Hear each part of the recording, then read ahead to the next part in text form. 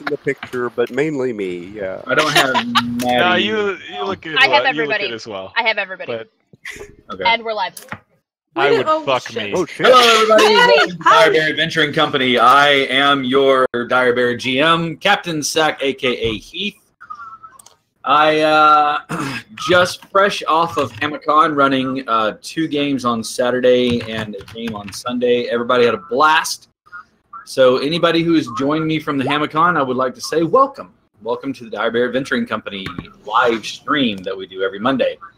With me, as always, we have Maddie, who will be playing Annalise, Jack as Yenfear, Steve as Gillet, Chief as Arneth, and Ryan, who will be playing Lucky, and always, last but never the least, one Mr. Larry Dixon. So welcome back. He will always be known as that, but I'm not singing it on screen for you. Do you mean All right. long man? The I inspiration still don't get behind this joke. Long Man himself. All right, with that being said, let's dive right in without any ado, nor pomp, nor circumstance. When last we left off, Gafton Kane had been brought to justice, being brought in by the King's Legion, having an artifact that had gone missing from the Grand Acadium, a crown, a circlet, that would imbue the wearer with more charismatic properties, as though he were a Carnegie. Anyways, the circlet had been found on Gafton Kane. The party had raided the silken sash. He was brought to justice, and as he fled, Lucky decided to make good on a deal that he had with Yenfear. Yenfear wanted to see Gafton Kane for the atrocities that he had put not only Yenfear himself, but also his mother Rose through.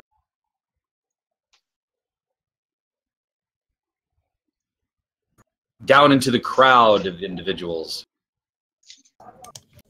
the arrow struck Gafton, but he lived. Pounced on by Arneth and held at bay. Lucky looks at Arneth and says, "Do you want to make Yenfear happy?"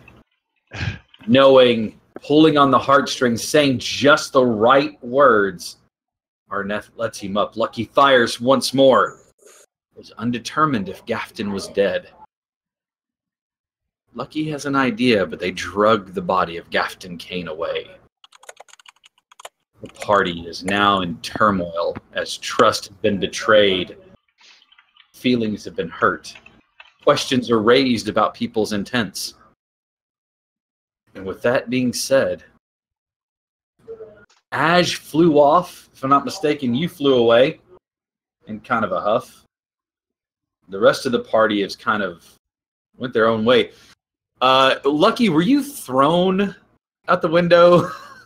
No, I don't think so. Okay, Not yet. I know was Gafton threatened. Kane was in Soon. charge, and Ash did this awesome grab, tumble, roll, throw out the window. But I want to find out. Party, you were standing in the top floor of the Silken Sash inside of Gafton Kane's room, formerly Gafton Kane's room. The window is busted as the embiggened form of Gafton Kane went through the window. You were all at a standstill. Rose sits in the corner. I'm at a stand on because I am being And stood on. That's true. You are being stood on. I believe Annalise Oh my has God. put firmly ensconced. All right, party. What are you doing? I'm going to go over to Yenfear and heal him. Kill him. Heal. Kill him? First level. Yeah, you get some help back. There you go. Thank you so much. Get fucking bent. You're right. And then Gillet goes over and checks on Rose. All right, as you walk over to Rose, she's now kind of laying, propped up on one elbow on her side, between the wall and the bed. Yenfear, give me a perception check as you go over to check on her. Yes, I was going to do that.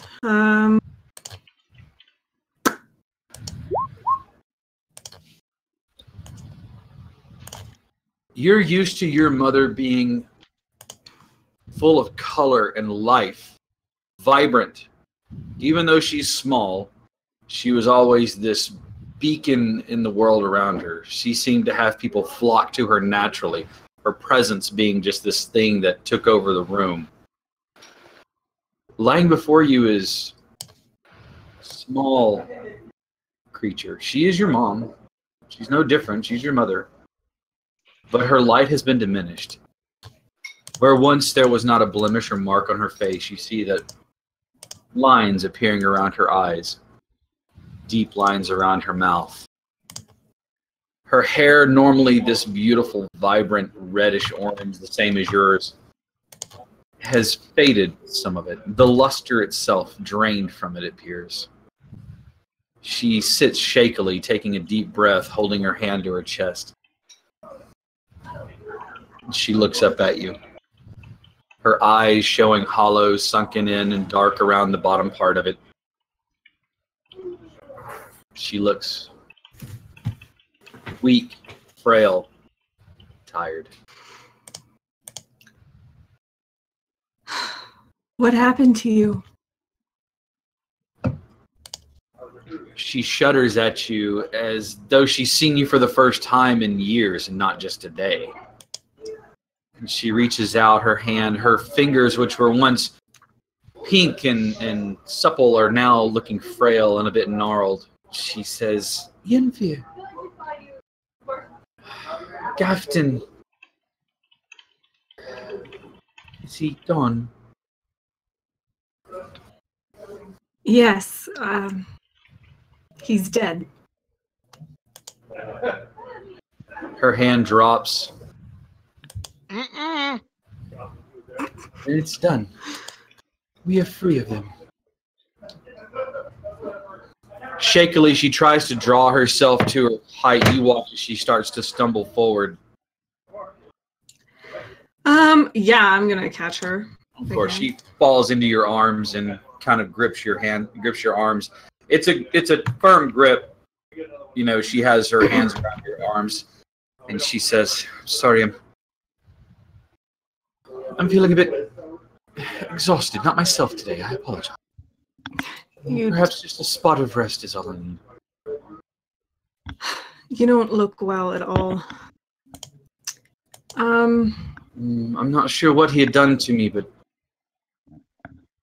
it seems to have just tired me out. I'll be fine. And she reaches up and pats your cheek. I'll be fine, dear. It's fine.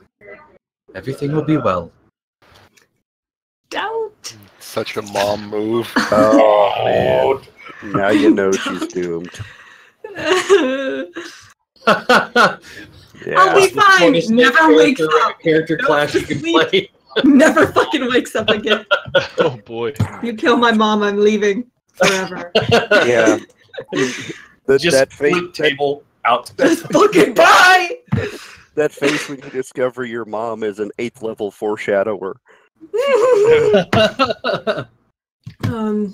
All the moms in the world are just first level commoners. They never make it past that.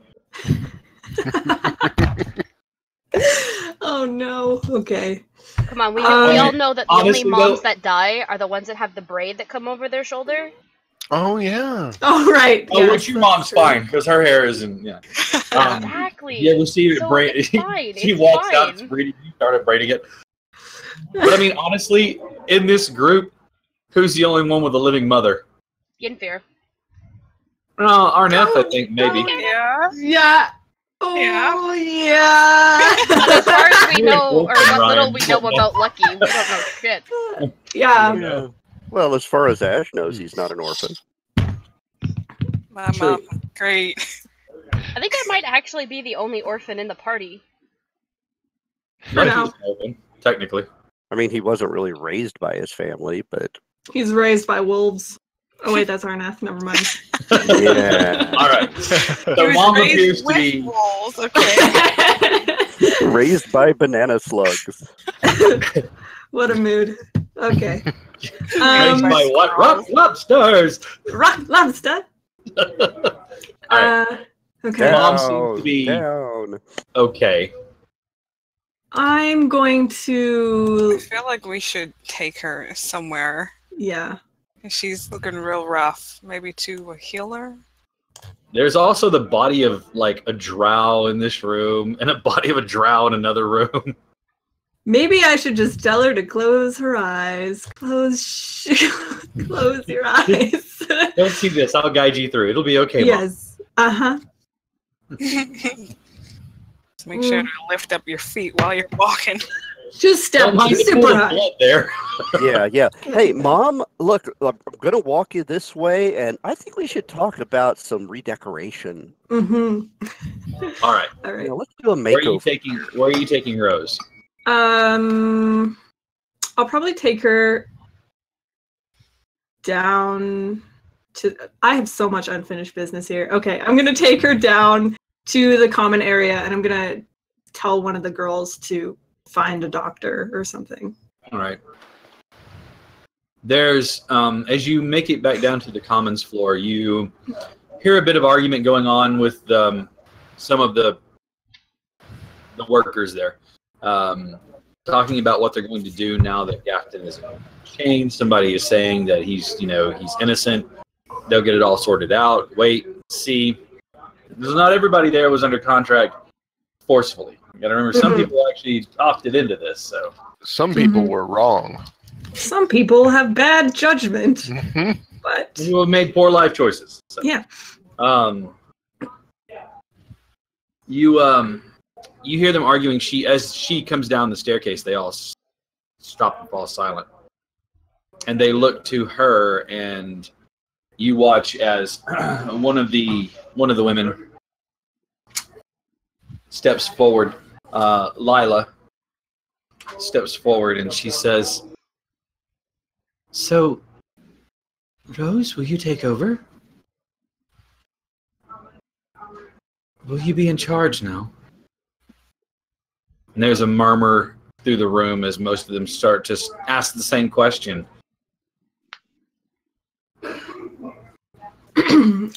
Before she can answer, I'm gonna kind of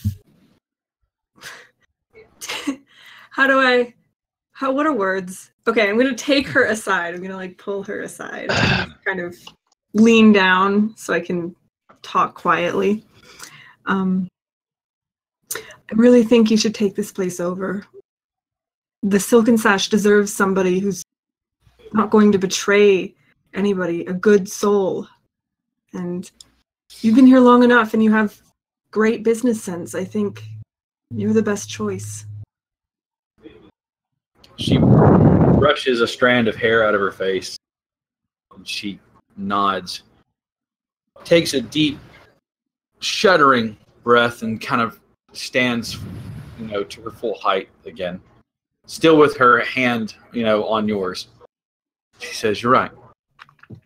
Can't leave them in disarray."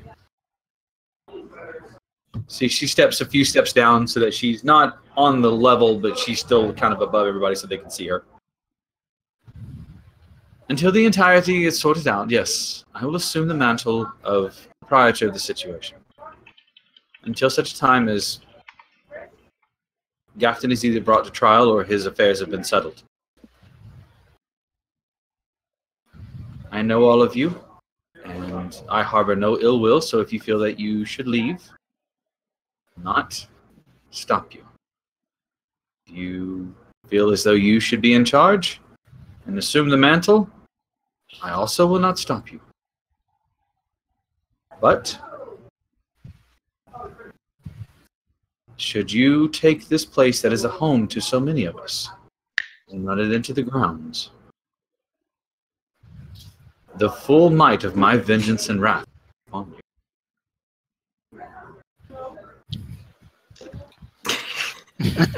There's a moment where everybody just kind of stops, and they kind of turn and look, and then slowly, like the very edge of a ripple that goes backwards, and you see them all start to kind of nod their head, and then there's a little bit of a smattering of claps and applauses. Yeah, kill us. One in the back just says, What happened to Kara and Karn? Kara and Karn? Oh. Rose kind of looks around for a moment and realizing she doesn't see them in the group, and she looks at you and she says, "They were his most entrusted. They were his right-hand folk. I don't see them. Did they escape?" Do you want to tell her, or? What happened was. Yeah. You see what had happened was In a pool of their own blood, they drowned. They're going on vacation. They're going up to their moms. yeah. No, honey, they retired to a nice farm out in the country. Maybe a place to elope and roam and run around, like, you know. They just wouldn't be happy in the city, you know? They're free now. So confined. They Fucking dead. okay. Say it. Drowned. Oh my god. Okay. I get it. Please, I'm trying to think of dialogue. Give me a minute. Try to be dramatic. Well played. Well played. They escaped to the next life. They were displeased with Gafton's situation and decided to take their business elsewhere for now. Oh, come on. Give me I a wish I was deception there. check, please. Fails miserably. Yeah. They Okay, let's Great. just Well, hell. it's a good thing that we have you upstairs with a boot on your throat, so you can't talk. Yeah, you're lucky.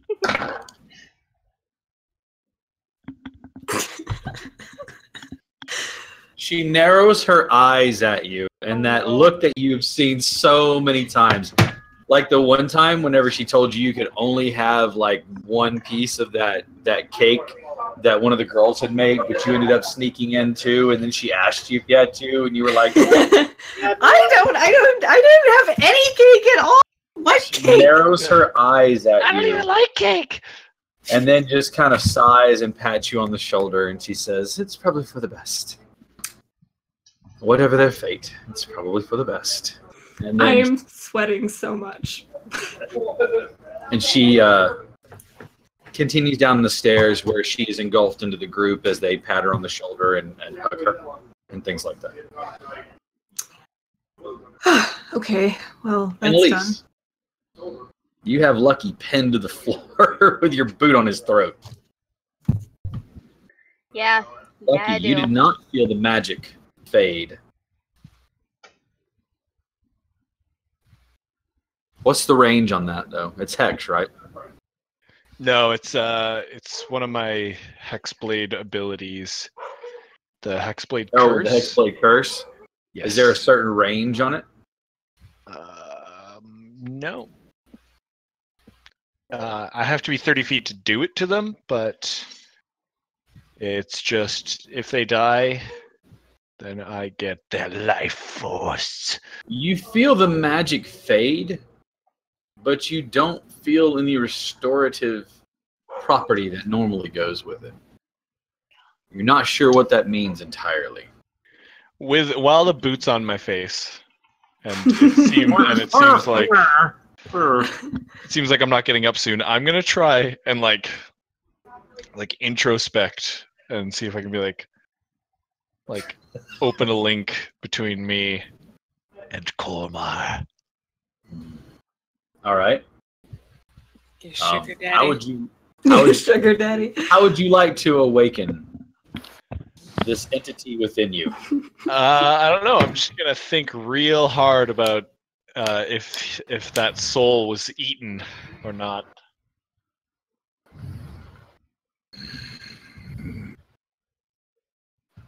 What do you want, boy? Is it done? Is he yours?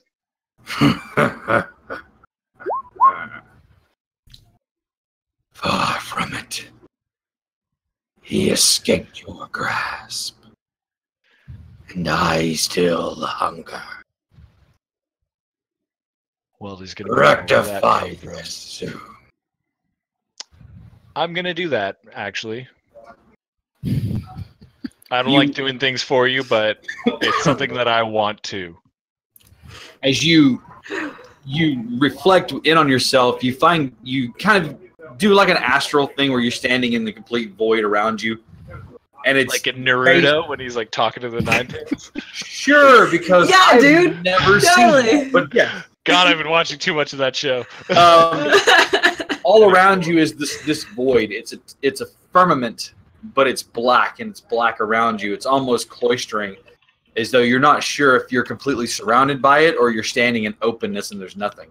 But out of the darkness, the face of this white face, the long snout, the eyes big and yellow with the black slits in there, the horns that curl back.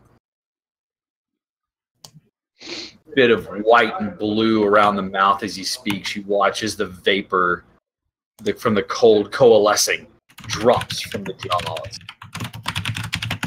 I will feed. And with that, you watch as the white face disappears into the blackness, and you find yourself laying on the floor again. As like he's going, I'm gonna just be like, the more power you give me, the more I'll feed you.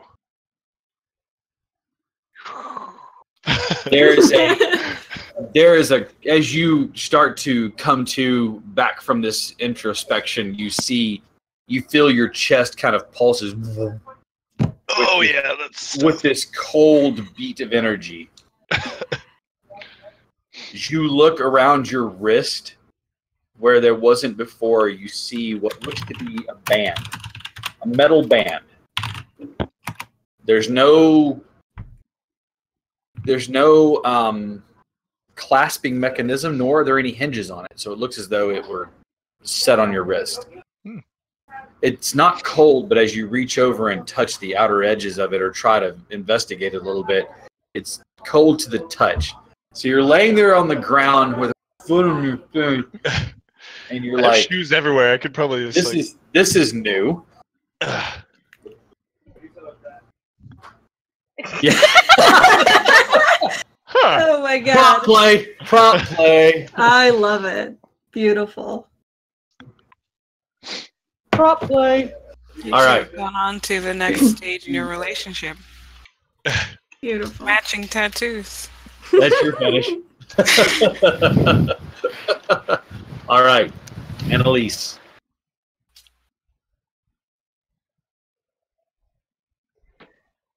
I'm gonna say that I'm still upstairs, just so Annalise doesn't just murder. Fucking just Lucky. murder everyone. Try.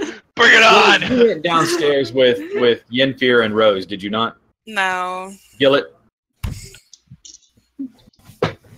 You want to try unmuting your microphone? You're muted. I did not go downstairs Okay, with them. so I just just went Yennefer over to and make sure Rose was okay. All right, so everybody else is upstairs. What are you guys doing? Lucky's on the floor, boot on his face. I thought it Annalise was on his looks- throat. Yeah, same shit. He still can't talk either way. Yeah, Annalise- typical day. Annalise looks even more so Annalise-like, even angrier than normal. What are you guys doing? Ash flew out the window. I did. Hurt She's gonna- feelings. He's not mad though, he's just disappointed. He's she's going to Both? take her foot off of Lucky and haul him to his feet. Thank you. No, don't thank me. I mean, okay. Did you kill him? No, didn't take. So you knew about this? Oh no, What? What? you knew. You knew what he was planning, and you fucking went along with it. She didn't know. I'm just gonna stand there looking real guilty. And you, Gillet. I thought better of you. When did they do this you wrong? just stood there and let it happen. Yeah? Why You wouldn't they? stop talking. No. God, I don't have The amount I of don't- times I've asked you to be in charge and said that you're the one in charge, and you're gonna try to. You've been like, no, we're all part of this group, and now you're gonna try and tell me to stop talking like you're in charge. Nuh-uh. That's not But how it see, works. that was before you decided you were going to try and attack a man who was A, unarmed, and B, in shackles and incapable of defending himself. So you have Wow. basically just attacked an innocent. So you've and gone I can't full allow that. hypocrite. I have never ever attacked an unarmed and or defenseless person since you have Well, I known mean- me. There was that guy you mutilated in the basement that didn't really do anything wrong. What was his name? Harker Demlin? Harker Demlin? You mean the guy that nearly killed Yenfir and Arneth Mhm. single-handedly? I mean, but Gafton right, nearly killed right. us, He so- didn't do anything at all to us. Gafton did worse. Gafton got almost all of us killed. Not just Yenfir. And And he had people imprisoned. And he was using Yenfir's mother as a Prison meat is a kind of a harsh It's- term. It's not a case of who's worse and who's What better. about this guy? And I turn and I point at the drow. What did that guy do? Why'd we kill him and not Harker or Gafton? Why does that guy have to die? He was just doing his job. You mean the drow that was killed by his own sister? No, he's in the To other be room. fair, His sister's the that one in isn't this room. inaccurate. Oh, That guy's in God. the other room. Sister's in this room. Sisters in this room. Yeah, that one. Again, with the trying to kill us and preventing Yeah, us from Gafton getting. did worse. Gafton did 10 times worse. Why does it matter who did worse? Because you're He making it was seem like restrained this is the and exception. he was defenseless. Still had the to law go. was handling it, and you decided to take it into your own hands. Was that what you call the law handling it? No, because Walking you him didn't down do the a good street enough like a puppy? fucking job. Look, I'm I don't so alive right now. I don't want to do this, but you have left me no choice. All of you have left me no choice. What are you gonna do? Well, Lucky's going to jail, and the two of you are going to be lucky if you don't wind up involved Shouldn't and you go to a jail incarcerated. too then? You're an accessory to the fact, and you did kill these people. So if I'm going to jail, so are you. Yes, but I'll serve my sentence knowing what I've done. Which is So let me tell preventing you. myself Or from let being... me ask you something. If you go to jail, for how long do you think you're going to go to jail for? I won't, for murder. but that's besides the point. You will. If I'm going to jail, you're going to jail. I wasn't the one trying to attack a defenseless man. I mean, he was just relaxing in his house, and we broke into his room, killed his bodyguards, and assaulted him. I don't see the difference, really. No. He didn't come to no, us. This I'm wasn't sorry. self-defense. We weren't Sorry. like, no, Lucky, please, Captain, don't I attack hate to us. tell you. We I hate to hunted tell you him down. something, but you all attacked Gafton, not me. I handed him the circlet to get paid. His Yeah, but that guards was were after we not. killed his bodyguard that kicked his door in. His guards were not letting me through because the contract stated that I was to be handing it to him. They created a silence field Mm-hmm. and physically assaulted 2 of our party members. So did Gafton. From the I did not attack Gafton before he You turned joined in. into a large raging He did that pretty Thing. quickly. It's Gillett, not saying much. Gillett and Arneth, please give me perception checks. Okay. You two can continue to bicker. Carry on. This is. Don't let this interrupt you. So I just And- want to know, do you not care about Yenfir at all? I care about Yenfir, but I also know that what Yenfir wanted isn't going to bring him what he seeks. You What don't about get to make that call. you asking me so nicely to dangle that innocent idiot outside of a window? That's just persuasion. We didn't actually do it. Violent persuasion, still There is illegal. It's still there is persuasion. an audible and clear. If I might interject, and Gillett and Arneth, as they were arguing, you watched as, dressed in armor of King's Legion, the pauldron fuck. he has in the side, has 2 stars and 3 bars beneath it. Stands Ruh-roh. Burton Gantry, who's leaning against the door frame, his thumbs tucked into the belt on his armor, and he's just kind of watching this whole thing with a bemused smile on his face. He's just like, this is So let me ask you, how long do you think Gafton's going to jail for? The rest of his ungodly life. That's not your call. That's his call. He's the guy who arrests people. Not you. Well, as far as I'm concerned, as long as I can keep him. And how long do you think that is? Now, that's a very good question, and one that I am unfortunately not able to answer. Gee. But Doesn't justify you trying to kill him. true. So you were the one that shot at him from this window, or from this direction, while he was being led away. Someone did it. I'm Yes, going to say, I'm it going was to him. place it this way. I drop the crossbow on the ground. It Dissipated into another dimension. It's like watching liquid nitrogen poured out. As it drops, it just into vapor. No evidence. He says, I'm not upset that you shot him. I'm merely upset that you fired upon my men. Oh, I didn't hit them. I'm a good shot. Don't worry. I was confident. You I'm could have. really lucky. Really, like, stupidly That's his so. name. You toppled Gafton Kane and Haka Dimlin in so much as a day and a half? Yep, and now there's a power void. Sweet. He steps forward. He steps up and he steps into the room. I would like Annalie. Actually, let's see. Everybody was there, so I would like all of you to give me perception checks. Even me? Oh, you're not in the room right now. No, are I'm not. You downstairs. you? No, I'm that's right. chilling. Sorry. Lucky and Annalise, he has some passing familiarity, something about him. Maybe you've seen him before. Well, he was working with Ash, so maybe that's what it is. Arneth, you recognize him, and you understand why he looks so familiar. He's wearing different clothes. His hair is a little different. There's something a little bit changes to it. But you've seen this man before. Have I? Yep. As a matter of fact, he turned his back on his boss.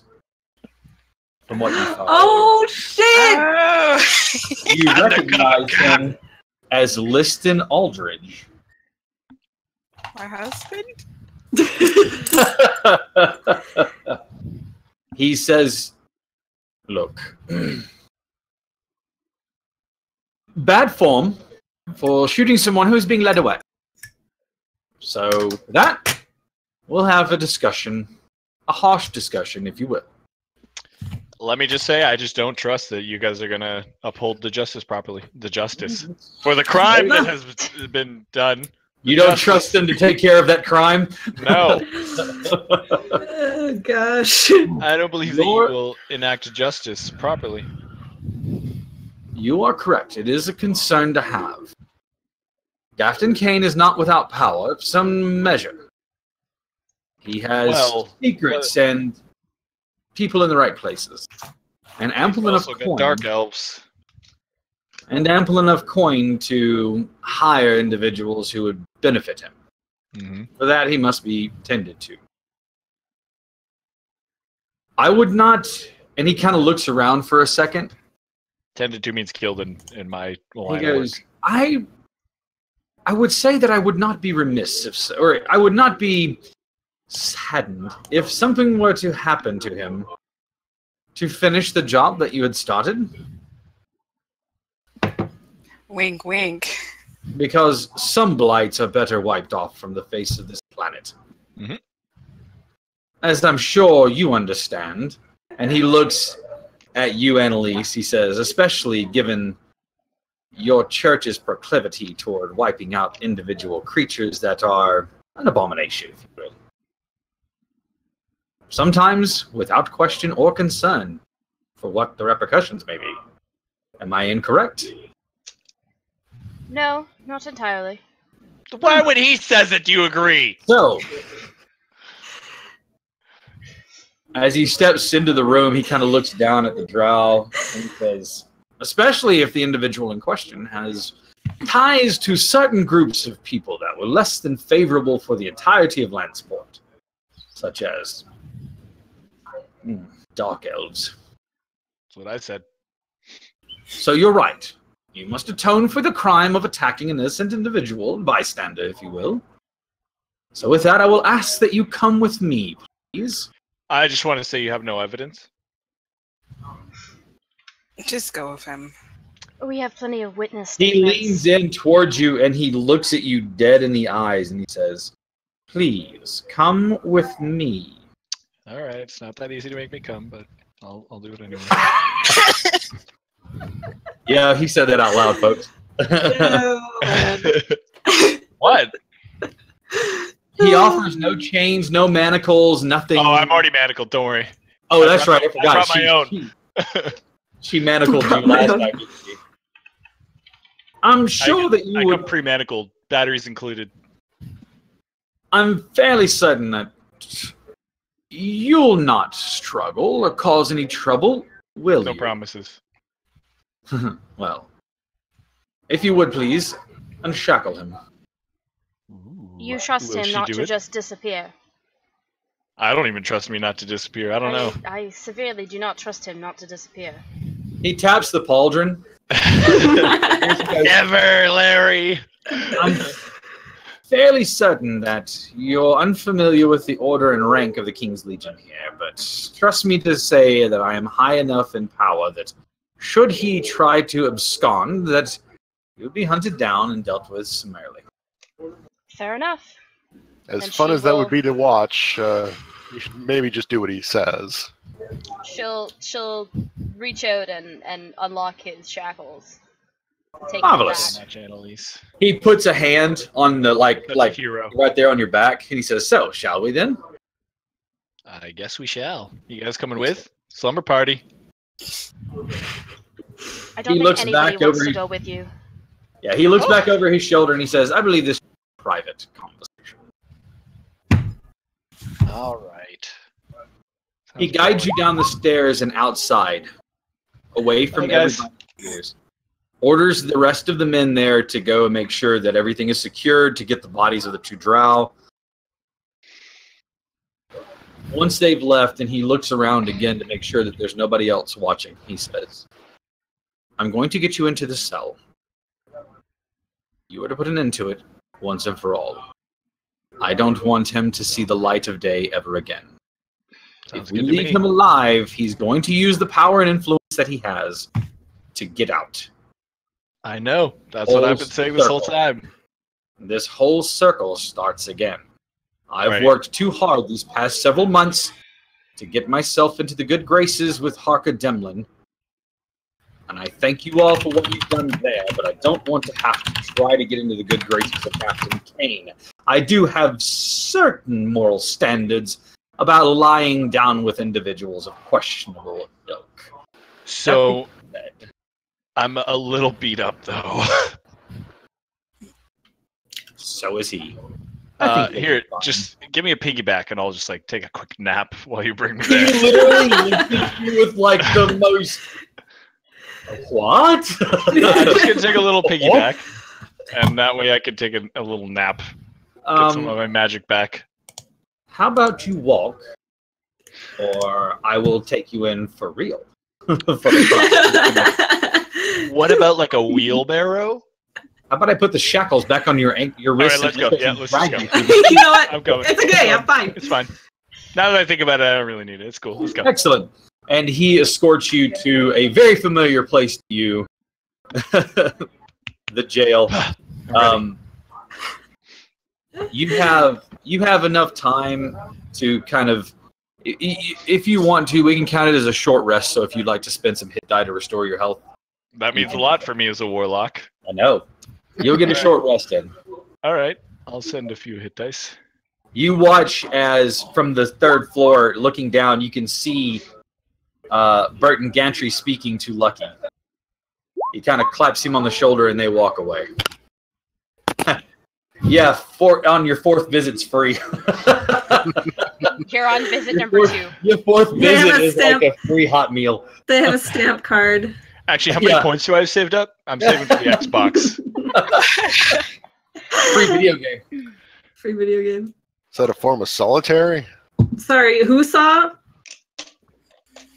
Anybody on the 3rd floor? Look, if they wanted to look out the window, they could see. Oh, okay. All right. Yenfir, you're with Mom. Yes. Annalise, Gillett, Arneth, you were alone in the 3rd floor. I'm going to mute myself so I don't make jokes. Underneath, at the edge of the trunk, where he was sitting before he was picked up and hurled out the window, the cane that Gafton had lies upon the floor, inert, unmoving. The polished ivory head of it, the deep mahogany wood of it, lying there. Can I go pick it up? Absolutely. Oh, look, it's Gafton's cane. You said you were muting so you didn't make jokes.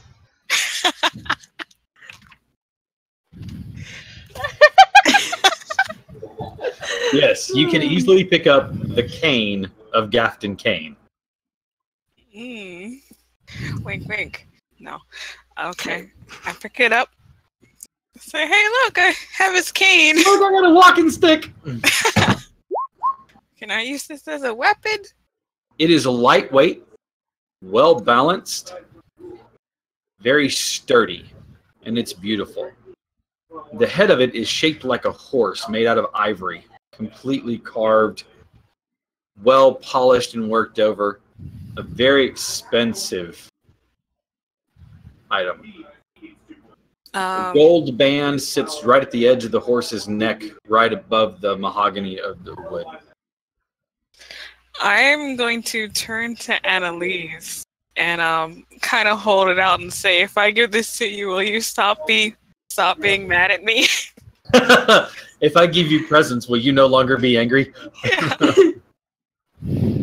Are you paying homage? It I doesn't admit work. it would work on me. It doesn't work that way, Anna. Are you sure? It's a It would nice with me. cane. I am absolutely sure. This is not something that gifts are just going to make go away. What about a hug? You know what I've said about touching, so no. Okay. You had him pinned and you let him get up. I know, but that man deserved to die. Regardless of if he was unarmed or not, he's a bad person. With the magic he was throwing around, we don't actually know if he was unarmed. And do any of you know the laws of this land? No. Specifically this city? So you don't know if there's a death penalty for all the shit that he's done, which means he would have died anyway. That's true. But instead, you all try to take the law into your own hands, which makes us nothing better than a band of murdering hobos. Wow. Like murder hobo. Thanks a lot. That should be a magic card. Just I am not a hobo. Roll credits. Oh shit. takes 2 of any color mana, tap it, Doing something like that makes us no better than him. trample. There has to be a morality. There has to be a moral high ground. We had the moral high ground until everybody decided to start attacking him. Or let him be attacked. And then she's gonna just stare at Gillett like, you didn't even try! You bitch! Sometimes that doesn't work. And quite frankly, that's one of the things I've learned from my mentors at the monastery and everything from this line of work so far is that things don't always go the way that you planned. And so I mean, quite honestly, probably don't want to hear this, but I wanted to see what happened. Because he works outside the law, clearly. He works inside the law just as well. He's dangerous. And so, with that, and especially with what apparently Yinfir and Rose have gone through, I wanted to see if there was some respite or solace from dispatching Cain. And for all we know, it was a boon to the rest of the community. Even if the law doesn't work, it has to be given a chance to work. Or else why the fuck do we have law? Could ask Cain that. And had he gotten out, and had he been acquitted, as it were, I would have been first in line to take him out myself. Before how many other people got hurt? Nobody else would have gotten hurt. You don't know Oh. that. No, I have a very good knowledge of that. Because if he was acquitted, he was dying in that courthouse. Nobody else would have gotten hurt. So the law must have a chance to go through, and even if you don't like the answer, you may do what you wish. There's a code that I follow, Hmm. completely separate from that of the church. Because the law did not have the chance to work for my family. There was no way for the law to handle what happened, because it was a beast that took them away. And so you hunt down the beast and you feel nothing afterwards because there is nothing to be gained from vengeance. But the law has worked in the past and it will continue to work for others. But it must be given a chance to work. We cannot take the law into our own hands. We are not constables. We are not part of the guard. We are not part of the king's guard. We are not part of his army. We are adventurers. We are here to deal with contracts set out by others. We completed our contract with Gafton Cain, which was to return the circlet. Whether we had ulterior motives in getting him arrested because he had stolen something from the Grand Arcadium is a completely separate matter. We are not the law, which means we have to give the law a chance to work. And if it doesn't work, then we are adventurers, and one of us takes out a contract or creates a contract to deal with it. And then it is all still within the realm of legality. But you, in all of your infinite wisdom, decided that that wasn't good enough. There's no wisdom in this room that's infinite. You could have fooled me with your attitude. I'm simply stating. She's done listening at this point, and I she's just figured. going to take her stuff and leave.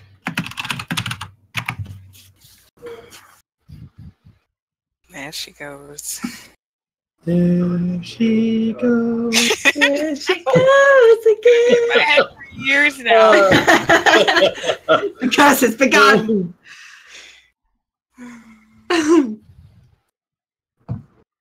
Annalise storms out of the room. She's not really storming. She just leaves out. walks out. Walks out. All right. Arneth, Gillett. You hear a few cheers from below. A smattering of clapping and things like that.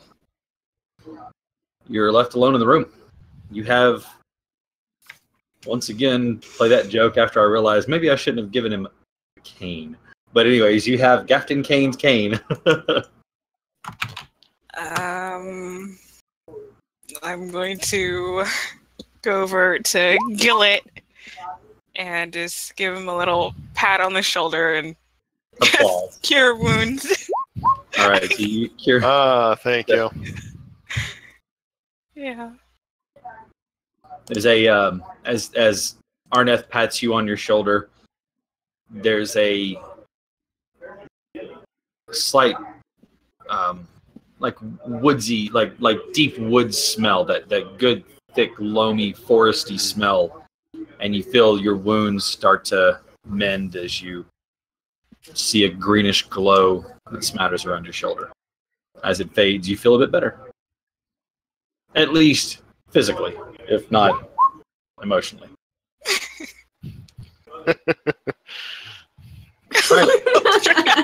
I would like to ask around your ear.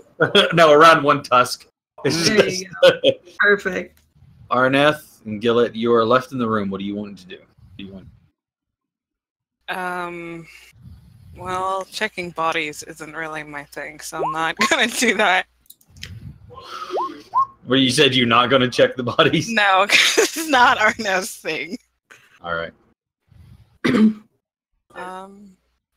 I guess we should go downstairs and join Yinfir and everyone. I suppose. Unless you want to lay down and catch a quick nap to heal up. Well, apparently I'm making one bad decision after another today, so let's go and talk to Yinfir. All right. So Listen. you leave the room and head downstairs. As you are making your way down, and Annalise, you've already arrived at the bottom floor, you see a couple of the guards start to go up the staircase. They pass you on your way down, Annalise, Arneth and Gillett. At the bottom floor, you see that Rose has intermingled with the group. There's some conversation. While she still looks tired and worn, she's already putting into place, tasks, what things need to be done, how things need to be handled. Making sure that the room gets repaired and that somebody is meeting out with them, doling out living quarters, making sure that everybody has room and things like that. She seems to be in full swing already, taking charge, and in the very motherly way that she directing everybody to get things done, and they, without hesitation, of course, nod, smile, give her a hug, and then charge off to do what they need to. I'm going to just masterfully just get past everyone and give Rose a hug. Like, I'm glad you didn't die. She's standing there in the midst as you walk up behind her. Your gigantic half-orc form dwarfing her small little elven form, and she kind of turns and, oh, hello, and she kind of, not really melts into it, but she definitely returns the hug with fervor, and she steps back and she says, "Thank you so much for what you've done to ease our pain so much. I greatly appreciate all that you've done." And that makes me feel a little bit better. Okay. I'll make sure that you've all got rooms for the night. There might be a little drafty in Gafton's room, so you can take Yenfir's older room upstairs. Please and thank you. All right. So the silken sash seems to be returning to normal. Or at least it returns to new management at the time. Ash, where did you fly off to? Anywhere.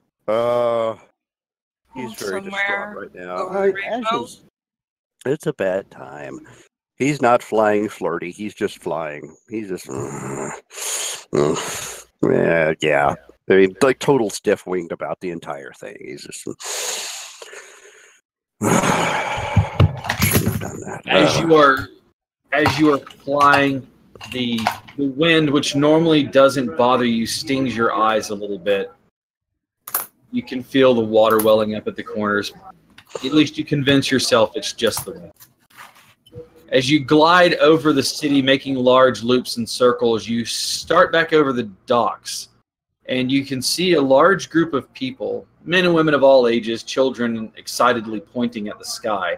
At first you think, oh, they're pointing at me. And you realize that as you move past them, their points don't follow you. They continue to point in the same direction. Well, I'm obviously concerned by this because they should be looking at me. You take your wings for a second and roll so that you're on your belly for a split second to look past where you were, and then continue your roll. And in that split moment, you see a beautiful ship made out of some sort of lightly colored wood. The tip of it is a gold eagle's head that forms out of the bow of the ship. It's just this beautiful, almost more decorative. There are no sails. Instead, it has what looks to be translucent blue wings made out of hexagon pattern that kind of flow out of the side of it. On the back of it, you see a tall, arching fin made out of that same translucent material made out of like interlocking hexagons. It makes its way, and you watch as the wings, they're not like bird wings. They're kind of more like fins that extend out. And you watch as it banks, you watch the fin in the back turn, and the whole entirety of the ship turns in the air. It makes a slow circle as it starts to come down, making its way down towards the dock. All right, this has my attention. There are very few of these in all of Kyrith. There are some, and there's some that you've seen. Ships that transverse not over ocean, but over air, traveling longer distance, even out upon the stars, as so it's said. Probably just a rumor, though, that you've never seen. You watch as it finally starts to tail into the water and then set down almost delicately, like watching a swan hit the water. The long translucent wings fold in and settle up against the edge of the ship as it is guided into the port. Game planks are laid out, and people you watch as sailors dressed in uniforms of deep blue material, coats that hang down to their waist and flare out at the bottom. A white cravat on one of them, a tabaxi, clearly the captain, stands at the helm of the ship, stands at the side of the ship, looking over. Next to them, you see a large man, bald of head, but kind of a bluish gray skin, a Goliath that you're used to seeing those type. Look out over as the soldiers start to disembark from the boat. You watch as cranes reach over and start to unload the cargo from the ship itself.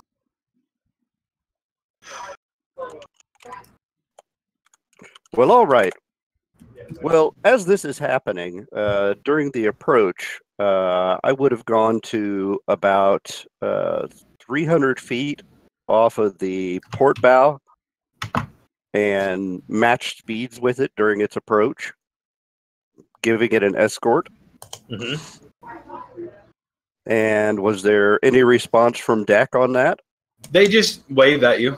They don't seem to make much about it. It's more like they recognize and acknowledge one of the colored griffins. All right. And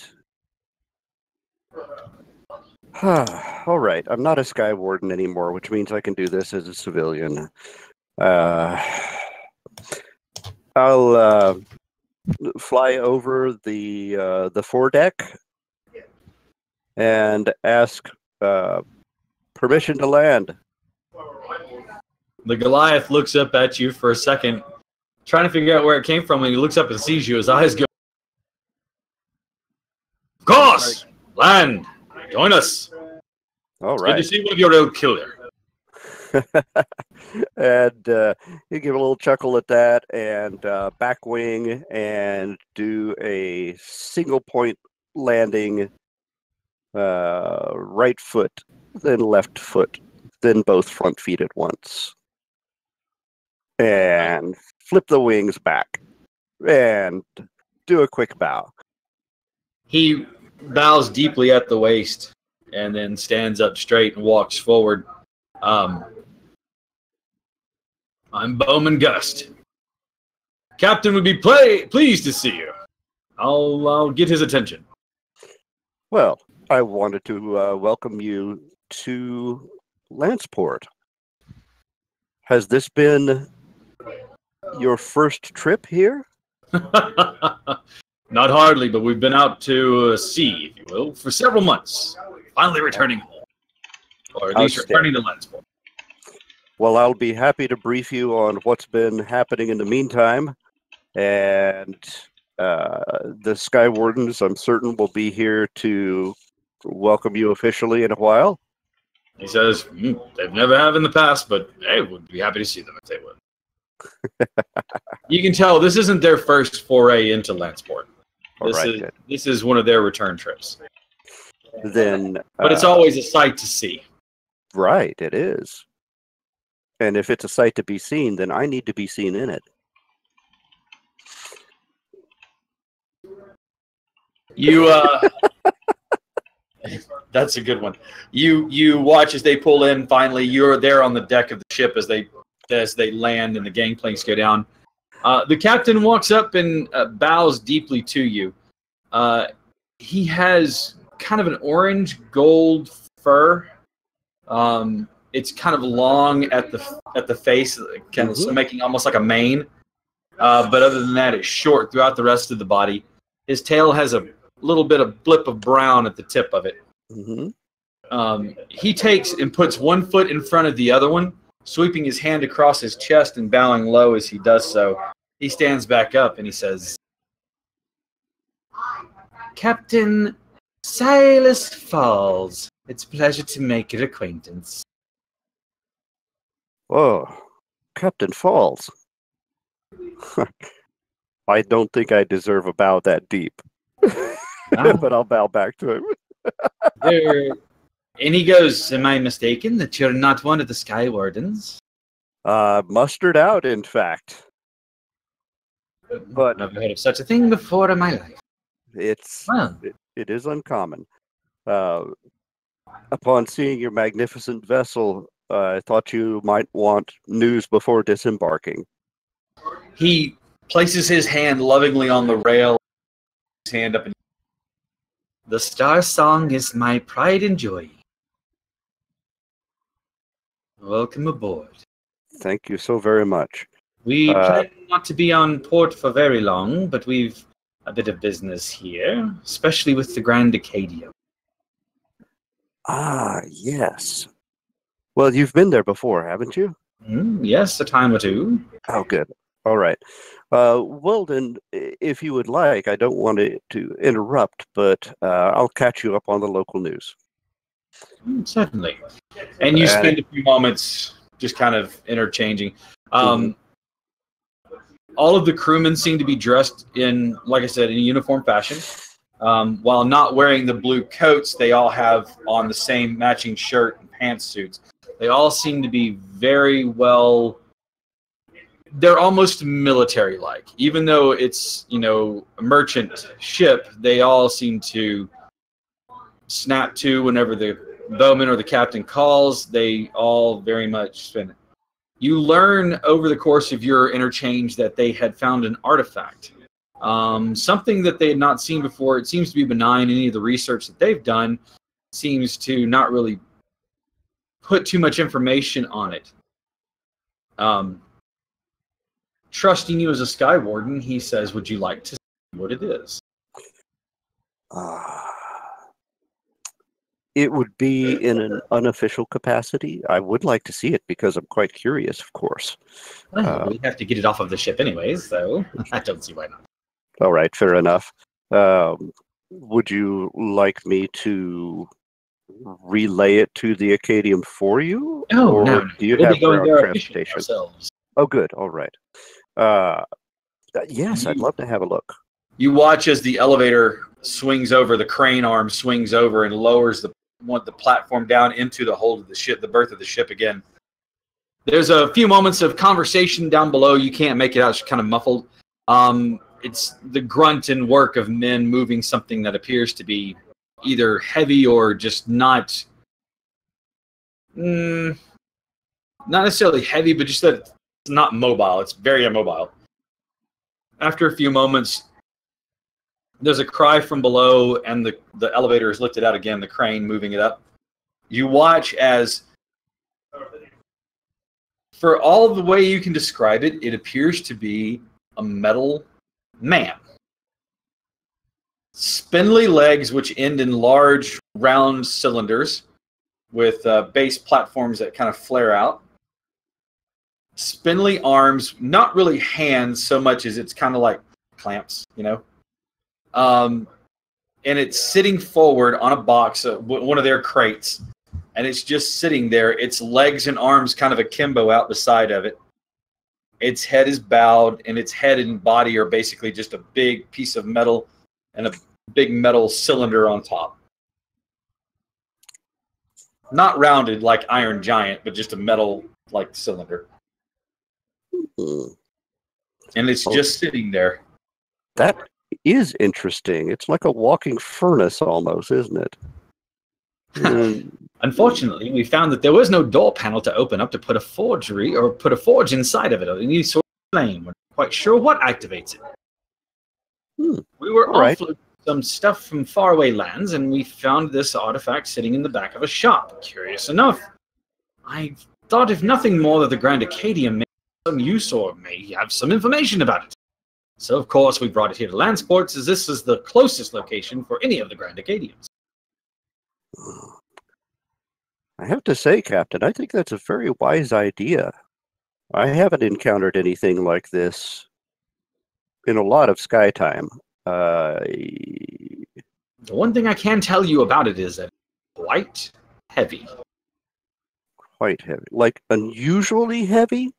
Oh, I mean, having never seen one before, I couldn't tell you if it was unusual. I can just tell you that it is made out of metal, and it is very heavy. All right. All right.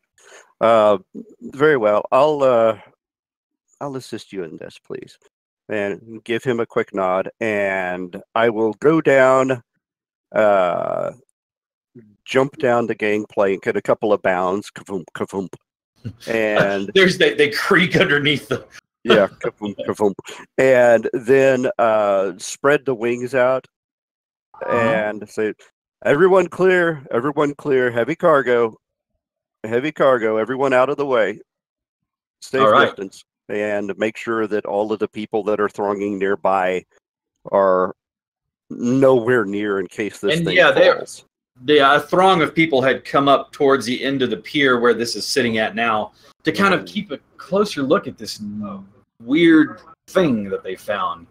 And of course, as you move up and spread the wings out to kind of make them step back, they of course, you know, ooh. It's for your safety, please. If this falls, it could be tragic. All right. Back, please. Yeah, they make a berth, and some of the sailors come down, and they kind of help to get everybody back away from the edge of the plank that it's sitting on, or the platform that it's sitting on. Because it's down on the pier. The platform is just a gigantic square that has the four corners attached to ropes, which attach to a pulley attached to the crane, so that it just lifts the platform up at once and then sets it down. All right, I'll actually go up onto hind legs and help guide it in.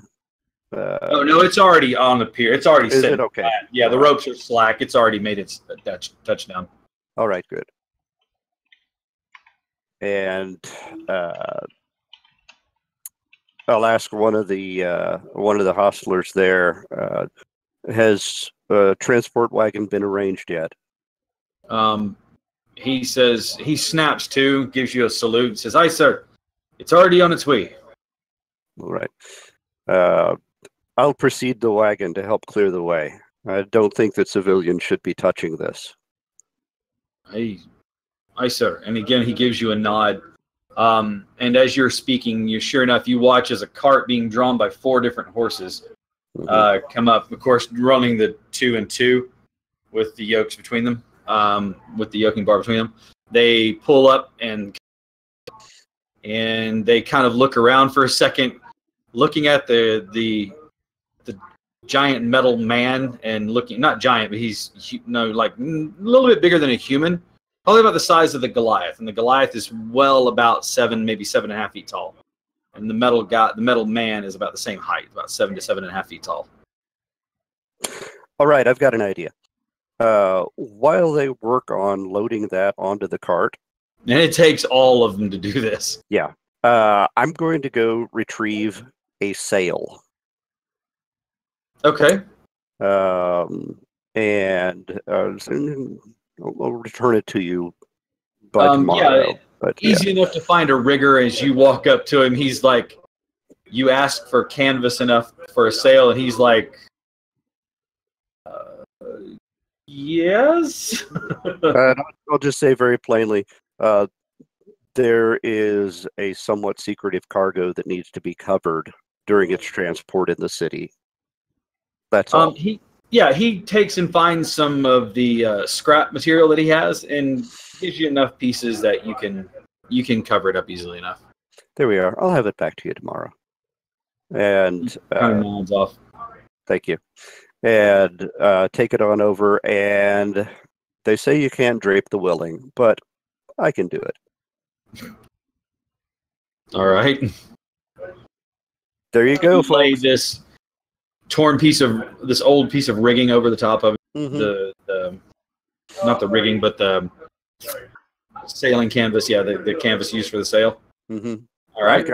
I've got big reach, so I figured I probably ought to do that. Keep this thing covered up so that word of just what it is doesn't get around to everybody. Yeah, the sailors catch on to what you're doing. They draw.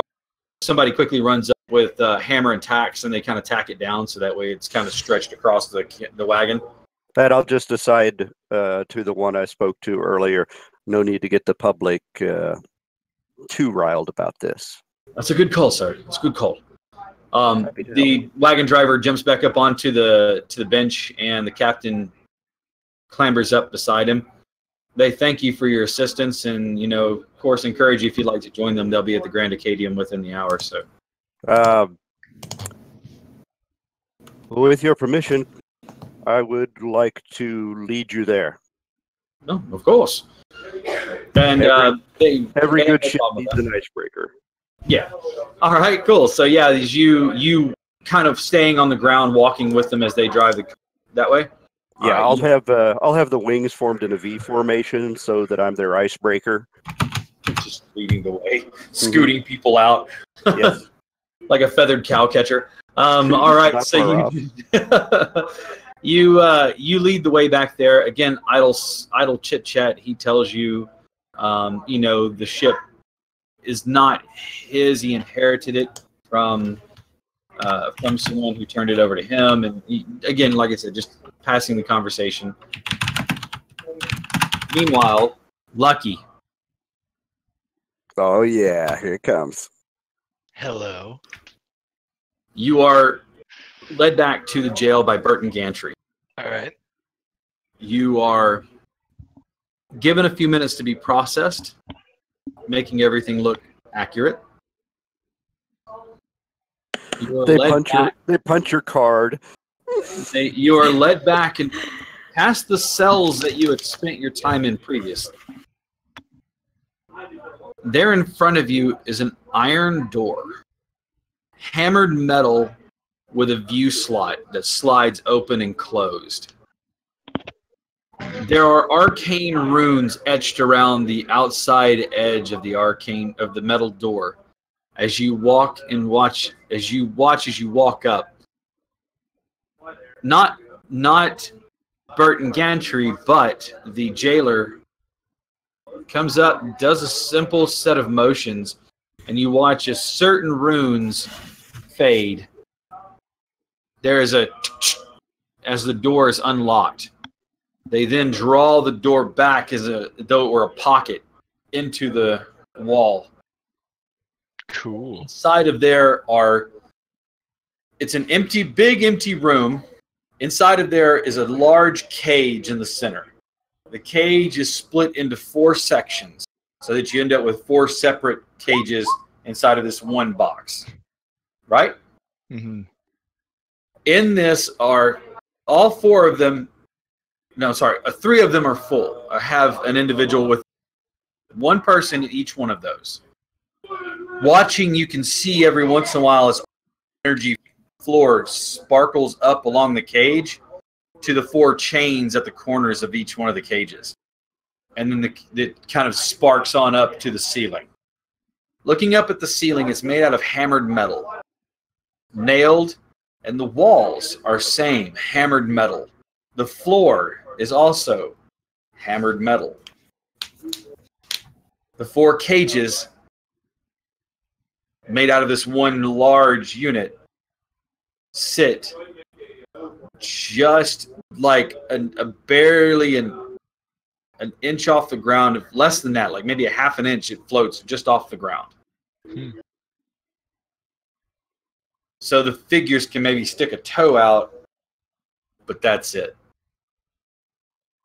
There's, as you enter in, the jailer walks you over to the final remaining cage,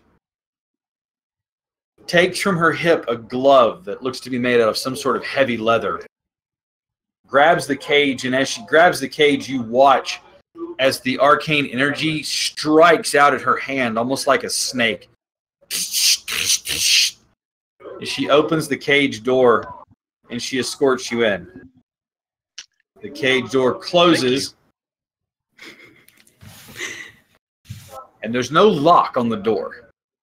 There's no key. There's no actually even door handle. If you're going to open the cage, you're going to have to grab it with your hand and shove it open. And you get the idea from just watching her use that glove, it's probably not a good idea. Got it. One of the individuals in the cage is Gafton Kane. Another is a bluish, purplish skinned tiefling. The skin is blue and purple, mottled all the way up to the top where the horns turn to a deep purple that curve back, almost back down and touching the back of his head with his own points.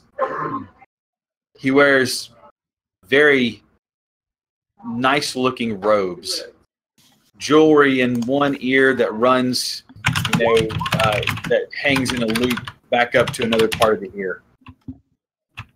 No, it's not going to be full of the Mighty Nine. It is not Molly Mock. One of the other members is a human. A nice waxed mustache, thick, curled up at the tips, long goatee that hangs down like this. He has a shock, like a mohawk of hair that stands about that high off of it. Deep tattoos on either side of his head depicting serpents and dragons and all sorts of creatures in a tangled mess, breathing fire, and you watch as the tattoos continue down his body. His red robes, frayed and blackened at the edges where they come to cover his hands, flared out. The ends of it ends in tatters, and again, it looks as though they were burned or charred at the end. As he turns and looks at you, you watch. Energy in his eyes only flare with fire as he looks at you. He kind of gives you a smile. Nice tats. Yeah.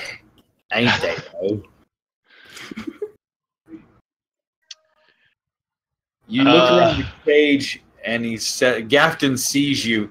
He's slumped on the floor. He's sitting there, kind of just hands draped between his knees, shoulders forward. He hasn't seen you. Did sorry, I can't remember the guard's name. Did he tell me anything before he put me Burton in here? Gantry? Yeah, Burton Gantry. Yeah, don't touch the cages. Yeah. Your magic will be useless in here. Well, he says it's not so much that it's useless. It's just really unpredictable and could probably hurt you as well. Cool. So sounds like a challenge. What you do. So I'm stuck here forever. No, we come back in and check on them regularly. Okay. Am I getting out? Whatever you do, don't touch the cages. Okay. I'm asking, unless you intend to spend the rest of your very short life from the time you touch the cage to the time you return to ash with any kind of contemplation left. I do enjoy screaming, but not that much. When am I getting out? What's that? I asked Burton before he puts me in when am I getting out? Once the deal is done, okay, you'll be released of your own cognizance. All right. Having seen that the charges were drummed up and you are innocent. Complete with air quotes. I have two of those in my name.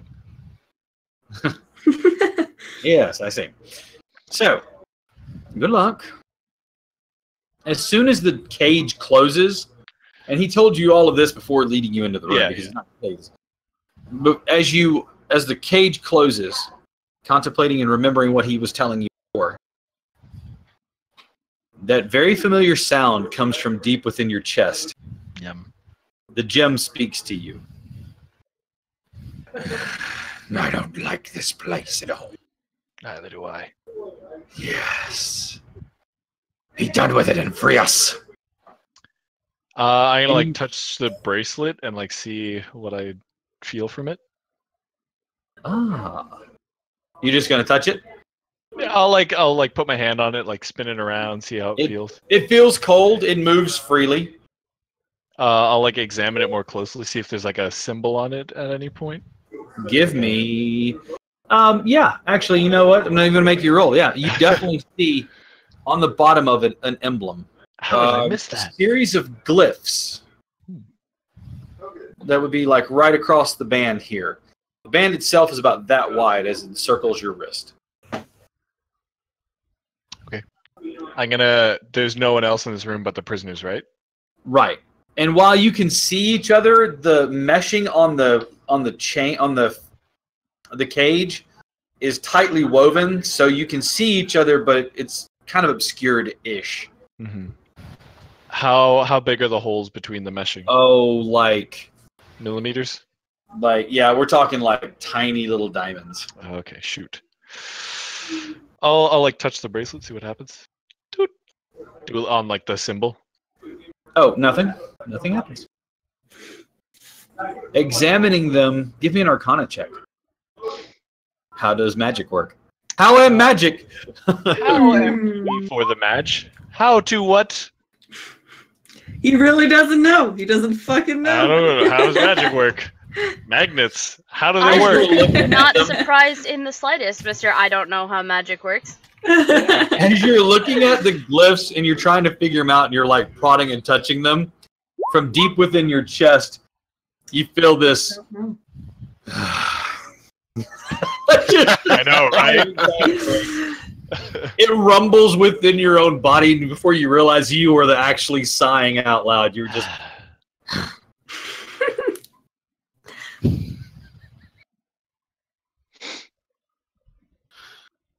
You're not very bright, are you?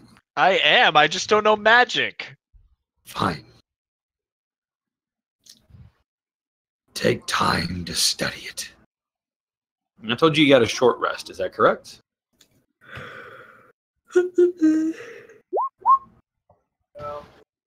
As you realize that the glyphs form a name. Each one of the glyphs represents a portion of the name. The name is written in 3 letters of Draconic as a glyph. Now, what is the name of your patron? Cormar. Sure. Ted. Cormar. Ted Nugent. Ted Nugent. Cormar, give me a history check. You've been with this patron for a long time now. Another thing I know nothing of. History. Of course. This is going so well. So precious. What languages do you speak? Elvish, Dwarvish, and... Come on. Come on. Come on. Come on. Common. As you spend time sitting in the cage attuning to this thing, just taking your time and looking over it, you realize that this name is ancient. It predates Cormar, as he is known to everyone else. Spooky. I'll try and summon a packed weapon. Ha! What would you like to summon? I will summon a heavy crossbow. I saw you mouth that, Larry. You take a moment to attune. I'd like to think I'm learning you. The very challenge familiar, accepted. the very familiar bringing in and coalescing of the magical energy, you start to watch as it forms, and then it just kind of falls away. Shoot.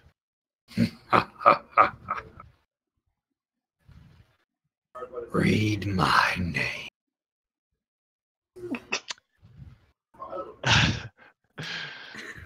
Dial-up noises. I'm not gonna hit on that. I'll read the name on the bracelet.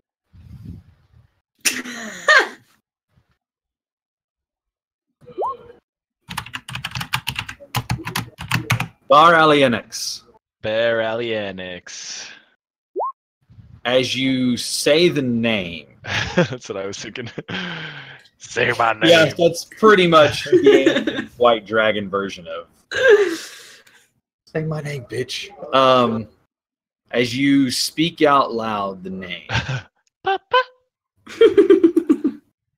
your feet grow heavy.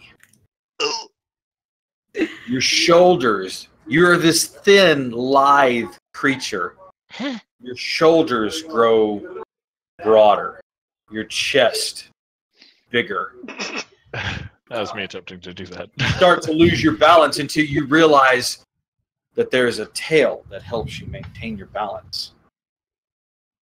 And you're confined by this tiny cage as from behind you, gigantic white wings appear.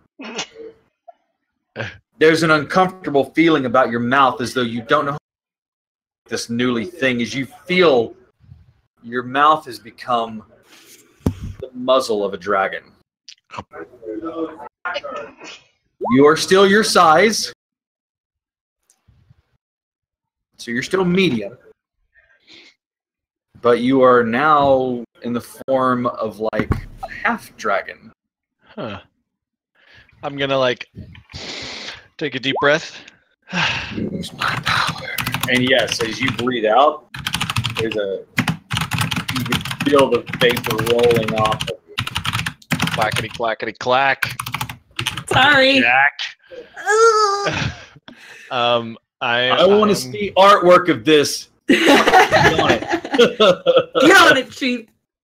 I'm gonna go. Transformation kink isn't my thing. Oh man. Captain. What's that? I'm like going Captain. There's a. He doesn't react at first. He just sits there with his head hung down.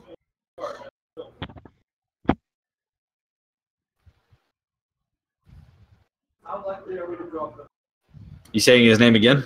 Yeah. Until I get like eye contact. Captain. He looks up and starts for a moment as this gigantic half man, half white dragon. Hi. Hello? I just want to know.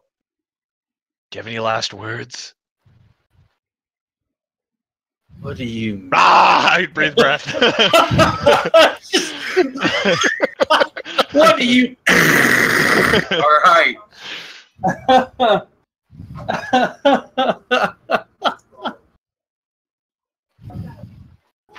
That was the best ever.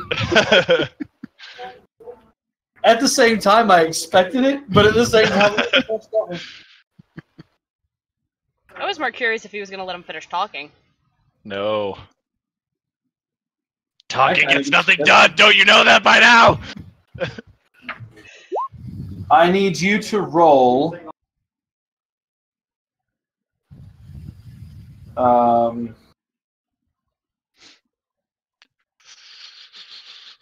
Sweet Jesus. Okay. No, it can't be that much. That is the name of the grocery store. Oh, I like the sound of that. No. 10d10 plus 10? Cool. It's like roll 12d20. No. That's a little bit more than what I said. I'll just roll a d100 plus... No, I've got a number for you. Just give me a second. Watch him live with one. Oh my god, I would be so angry. Turn that breath into a sneeze. 7d6. Oh, that's Still pretty That's good. still pretty damn good. 76 plus anything or Just say 7d6. You needed 76. Oh boy! Oh Come on, I mean, he shouldn't have much health left, anyways. I'm telling you, watch it still not be enough. What did I miss? My God. Everything. Did you hear the me waking Gafton part up? No. So I Uh-oh. went, Gafton, wake up. And then he looked at me and I was like, any last words? And as soon, before he was like, "Heh," and then I breathed ice on him. I love it. Oh man, It's all you're a for you. legend. Thank you. Well, True not you. friends. I'm not doing it for Wow. you, Jack. I'm doing it for Yenfear. Wow, fucking rude. Well, you know, Yenfear's kind of cool. You're not. Oh, actually, it says to use the white dragon worm. I apologize. Scrap that. Randy, I'm being bullied. 5d8. 5d8. That's even better. I mean, it could be. Potentially. It could be 5d8. Bam. So much better. So, we got to remember that. 5d8. I'm going to Alright. write that down on my sheet. As he looks up to you and says, what do you mean? As he finishes the word meh, you blast him with cold breath. This cone of cold erupts from your mouth and completely covers him. As you look back, you feel exhausted. You almost drop to your knee, and you realize that your form is back to normal. Chill out. You look. You look though, as Gafton Kane is a blasted statue of ice. Ice forms in sharp, jagged parts around him as he's completely frozen. From inside of your body, you hear, yes, his soul was forfeit to me. Worth it. He died like a little bitch. Looking at your wrist, the bracelet is inert. It's just metal. It's not cold to the touch anymore. Is it at least stylish? It does look kind of stylish. Looks like a manacle, but without the ring part on. Cool. The glyphs are still there, but doesn't seem to be doing much anymore.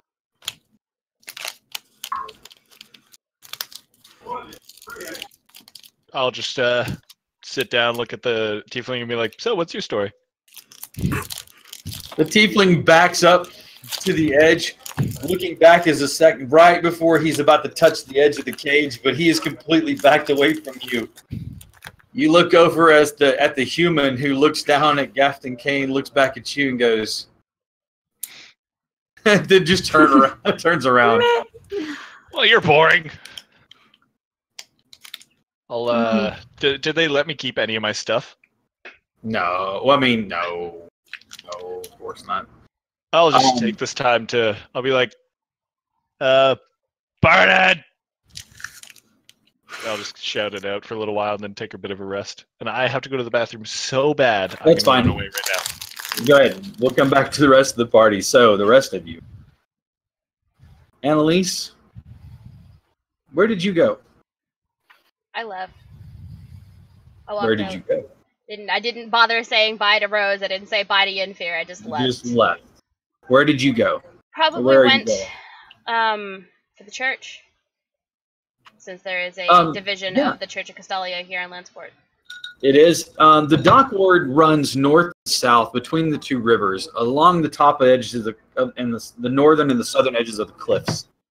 Sitting there, a little forlorn and weather-worn, sitting at the edge of the cliff, looking over the river as it flows into the ocean, you see the Church of Castalia. Easy enough to find. It's a small affair, not very big or ostentatious, which is kind of their thing. There are a total of about 3 members within. As you make your way in, none of them, you don't know any of them, wouldn't have need to. They nod to you in deference and kind of a greeting.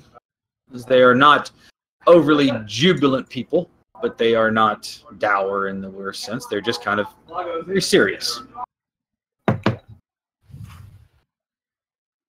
How may we be of service? I was wondering if you have any news, any word from the city.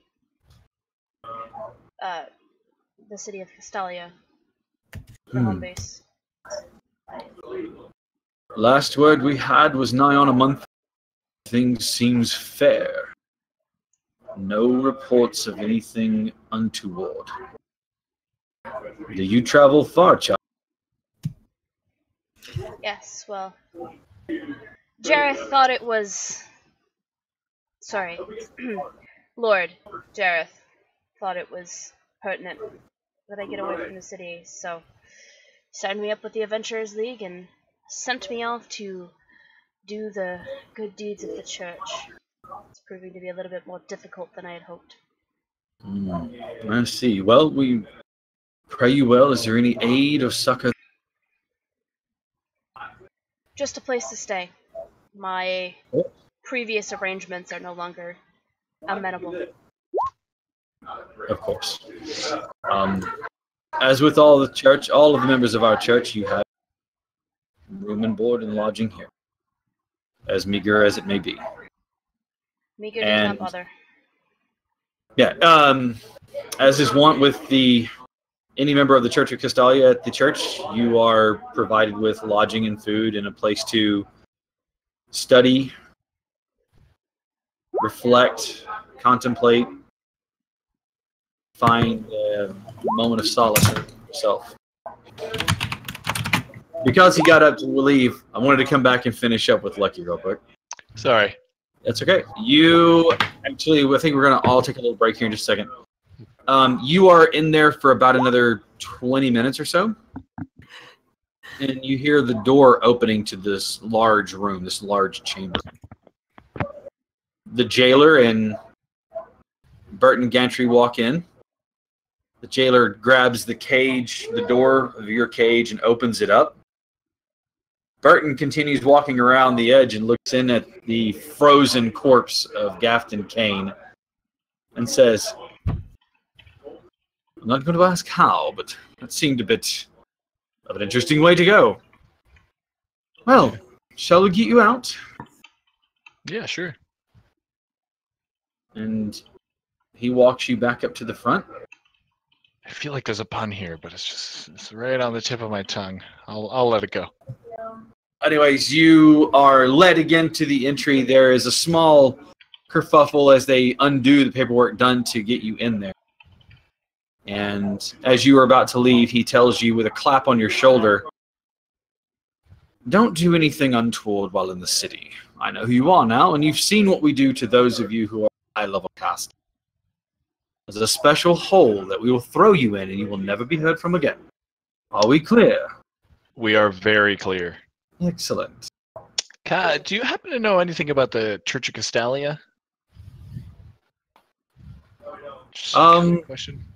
Quiet, dour individuals. Their church is a small, weather-worn building sitting on the northern cliff edge in the docks. Okay. You should be able to find it. It's a short walk. Do they like accept new members or anything like that? He kind of looks at you for a second and tips his head down. And he says, I don't know. You should inquire at the small weather-worn building on the north cliff face. I should. Thank you for the suggestion. It's a good idea. All right, and with that, you make your way towards the church, I take it? No, I'm going to go back to the inn first. Okay, you head back to the Sash. All right, let's take a short break, maybe in about 10 minutes if we could. Since we're halfway, I did want to announce that we hit our 100 followers on Twitch. Woohoo! Congratulations. Thank you, everybody. We're so happy to have you all joining us. With that in mind, we're going to be doing an art and game giveaway, not this Monday, but next Monday. I would like for everybody to follow, get more people to follow, because it's always a great thing. In order to be eligible for it, you have to be in the channel, in Twitch, active active in the Twitch channel, and we'll do the giveaway. We'll have 2 separate winners. What do you guys think? We'll hash out the details, but I think 2 separate winners, one for the game, one for the art. Does that sound good? Yeah, it sounds good. We'll have 1 art winner and 1 game winner, and we'll do 2 different giveaway words. One kind of at one point in time in the show, and the other one at another point in time in the show. But yeah, so make sure next week it's important that you're here, so that way you can win art or a game. And if you're really lucky, so we'll be back in about 10 minutes. We will see you all then. Thank you. Oh boy. Oh boy. Well, I just got a lot cooler. You did. Get it? No. Yeah, Here. yeah.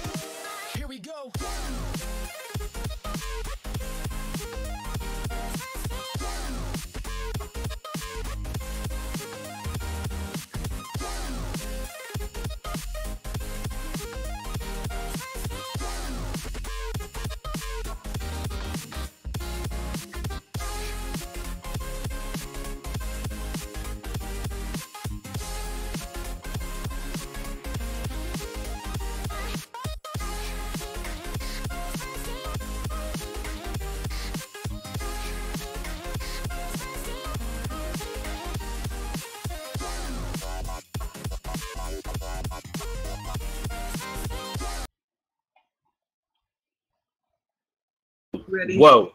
Wow. Whoa. Yeah. Wow. Whoa. Okay, there we go. Whoa. Back. Hello. This is not my I am Batman. so fucking happy you're back. Oh my Yeah, god. Maddie. Wait. Her face is great.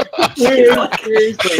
Oh my god, Maddie. Okay. You fucking weirdos. Yeah. So much, and it was so wonderful. We just Maddie. spent like 10 minutes angry complimenting you. Angry Right. complimenting you. Okay. Yeah. Yeah. I just Like, spent Maddie- the last little bit like going through the entire art channel so I could pull little Uh-huh. art out of there so I could Uh-huh. create the slideshow.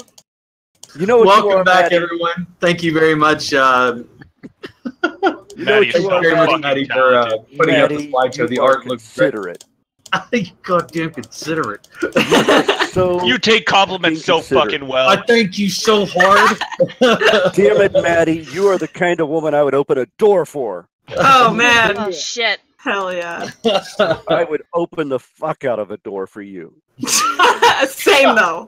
Thank you, Larry. The kind of woman I would take out to seafood dinner and call her back. Oh my god. That's right. He would take you to a location. A location. I'm gonna take you a Miss place. so Get in the much. van. Yeah. He's like, okay, you crazy motherfuckers. Get in here, you crime. Oh man. I've committed this thing. All right, so Lucky, you were heading back to the Silken Sash. A little skip in my step. Yeah, he's not heading back. He is strutting back. Oh yeah. Because you can tell you're walking. Hips leading? Is there He's got another way the to strut? swagger, I mean, you're paint right. can swing going on. Mhm. All right, so Arneth, Gillet, and Yenfir. Hello? The Silken Sash is returned to a level of working, not really normalcy, but it's working again. The furniture that had been hastily thrown in place has been moved back to its original location. People have already been contacted to repair the damage done to the upstairs, where a large griffin went through the wall, and people are starting to kind of, it's not seeing business so much as the people are kind of tentatively looking through the door at what's Yeah. going on. I can just imagine the handyman looking at the. What happened here? Like, hey, like the Kool-Aid man breaking through. It's just this giant griffin shape. Mind your business. You look around for Annalise, and I would like for you to give me perception checks, please. The three of you. Yenfir, Arneth. Me? Okay. Perception. There it is.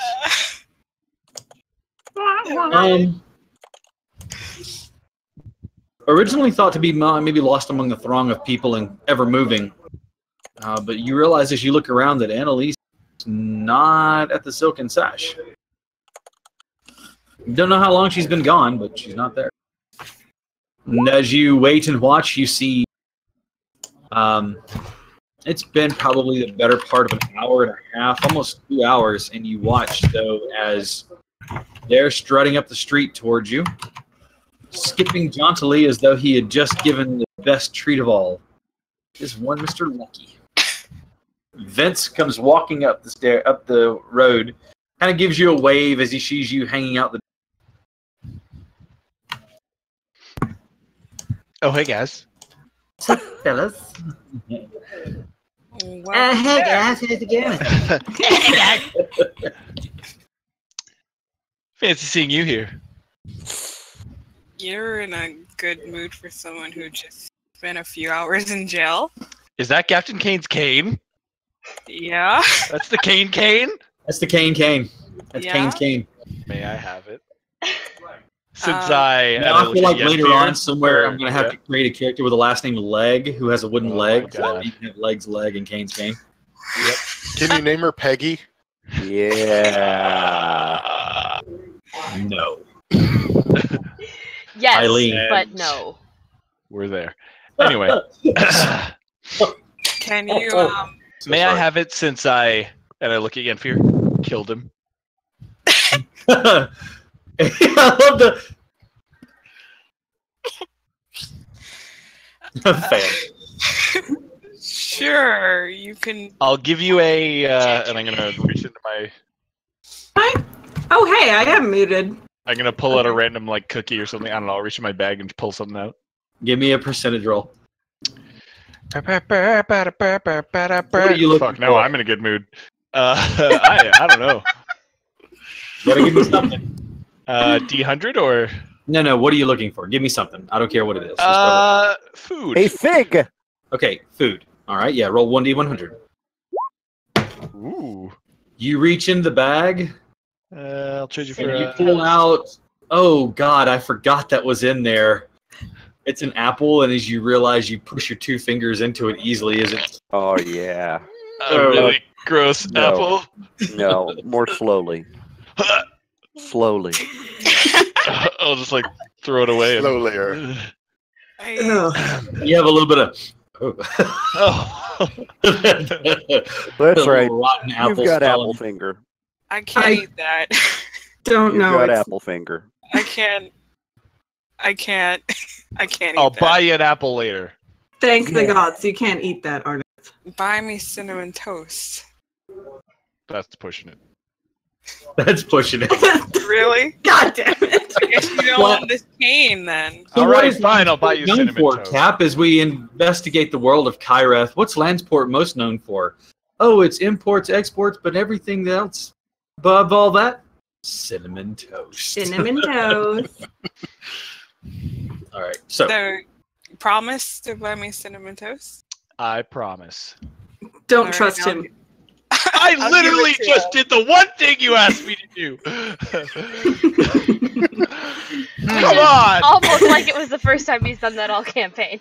I tore a rift at this party for you. Where's Annalise? wow. Where's Annalise? I'm gonna I give him just the thought of cane. that. Okay. You Can give him you- a cane? Yeah, can you tell me if there's anything magical going on with the cane? I can. After you give it to him. Yes, I've given it to him. Uh-huh. Oh no, You I can. I'm not going to, but I can. Uh-huh. okay? You're not. I Not can when take anyone's that. looking. I can take that cane right back, and you know I can. We've already proven this in an earlier episode. Arnold I have a can cane quite now, literally bitch. take that back from you. Now I have a cane. Ho ho ho. All right. I'll cast detect magic. It is definitely magic. It is definitely magic. It glows with enchantment magic. It glows with Mhm. enchantment magic. Yep. Yep. Yeah. Why are you doing that with your hand? Mm-hmm. I don't know. I'm Yeah. kind of mystical. Dramatic effect. Because he's got apple Like, finger. do I not look like some sort of like arcanist? You know? He's got apple finger. Ah. You look a little slow, actually. To be honest. Aw. Aw. So harsh. That's so bad. You know what? I'm never killing anyone for you again, Yenfear. You're so touchy. Well, I killed him. He's dead. Wait, I look around. There's no one around, right? Give me a perception check.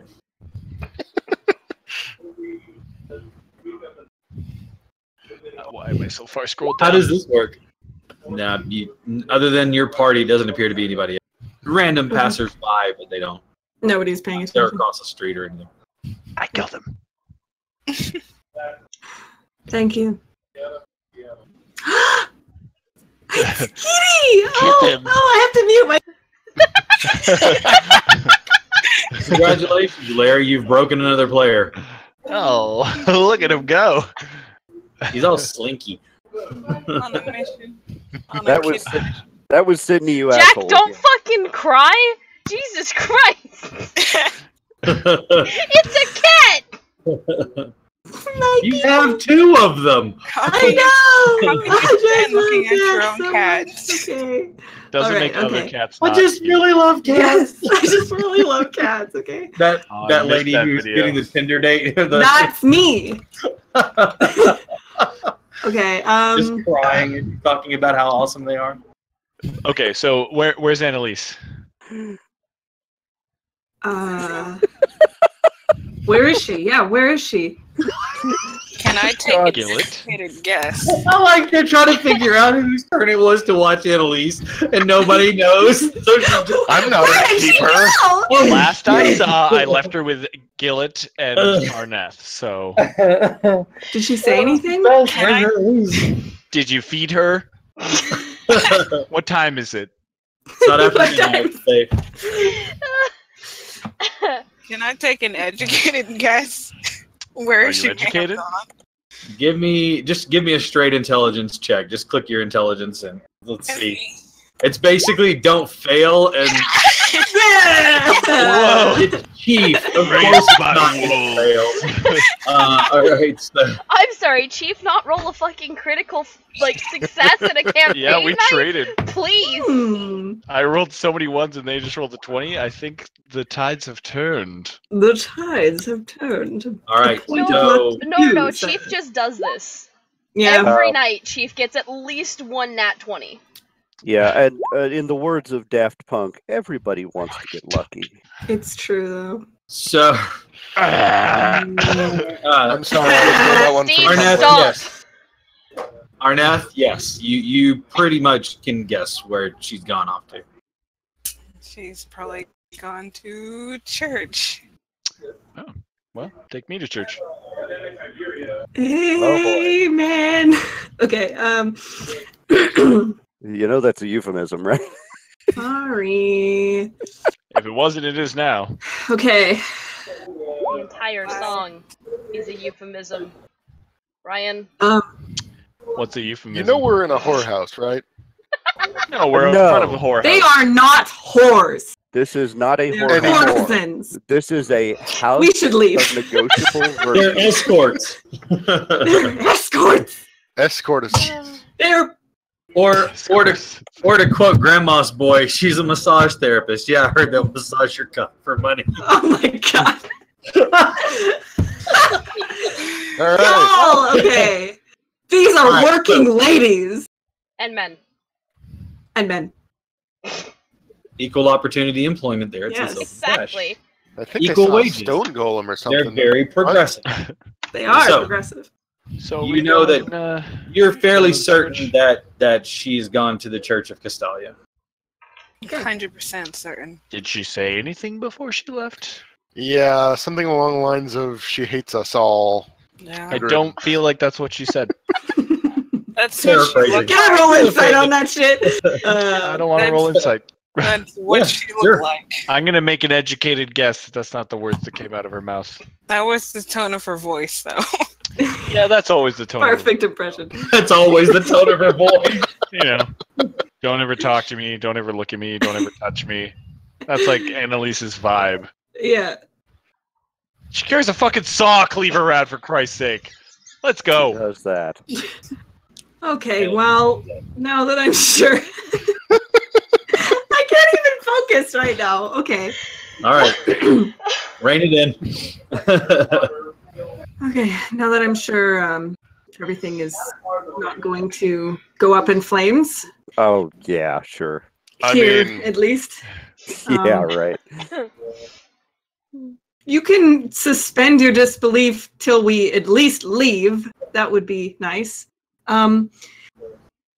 We should. I have to apologize. We should go. Let me just ask you something again, Pierre. How do you What? feel? Now that you know he's dead.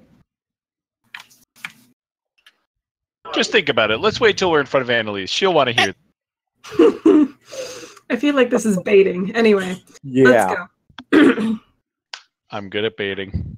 Are you all You could say I'm a master. Jack, this is when you're just like from the Mad Max film where it's just like, that's bait. That's bait. Mm-hmm. I leave. I'm just over it. Where are you going? Well, Church of Castalia. the Church of Castalia. All four of you? Sure. Yep. Okay. I'm just gonna surround her and hug her.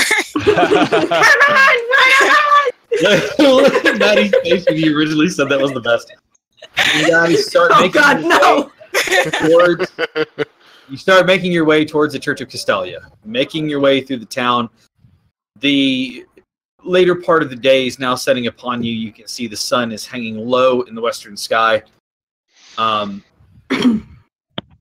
As you have made it to the proper the temple and castle district, Mm-hmm.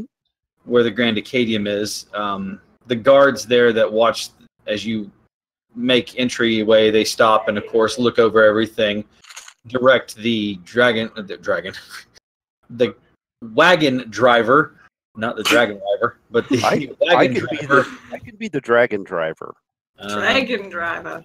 Very good. Oh, He yeah. directs them toward the Grand Acadium. When he pulls in, Captain Falls drops from the wagon and heads inside, taking the steps two at a time. He's Jaunty. inside. Yeah, he's inside for a matter of moments. Whenever you see him coming down with an old gnome, white hair around his head. Oh, well, Make- the thing is, Cap, I mean, this is Ash. He's going to just invite himself along whenever the captain goes inside. Of course. He Yeah. heads up the staircase to the third floor. Had to do some math there real quick. He heads up to the third floor. Yeah. Oh, I thought somebody said Cap. Sorry. No, I said math. Yeah, maths. EMF, we don't do that here.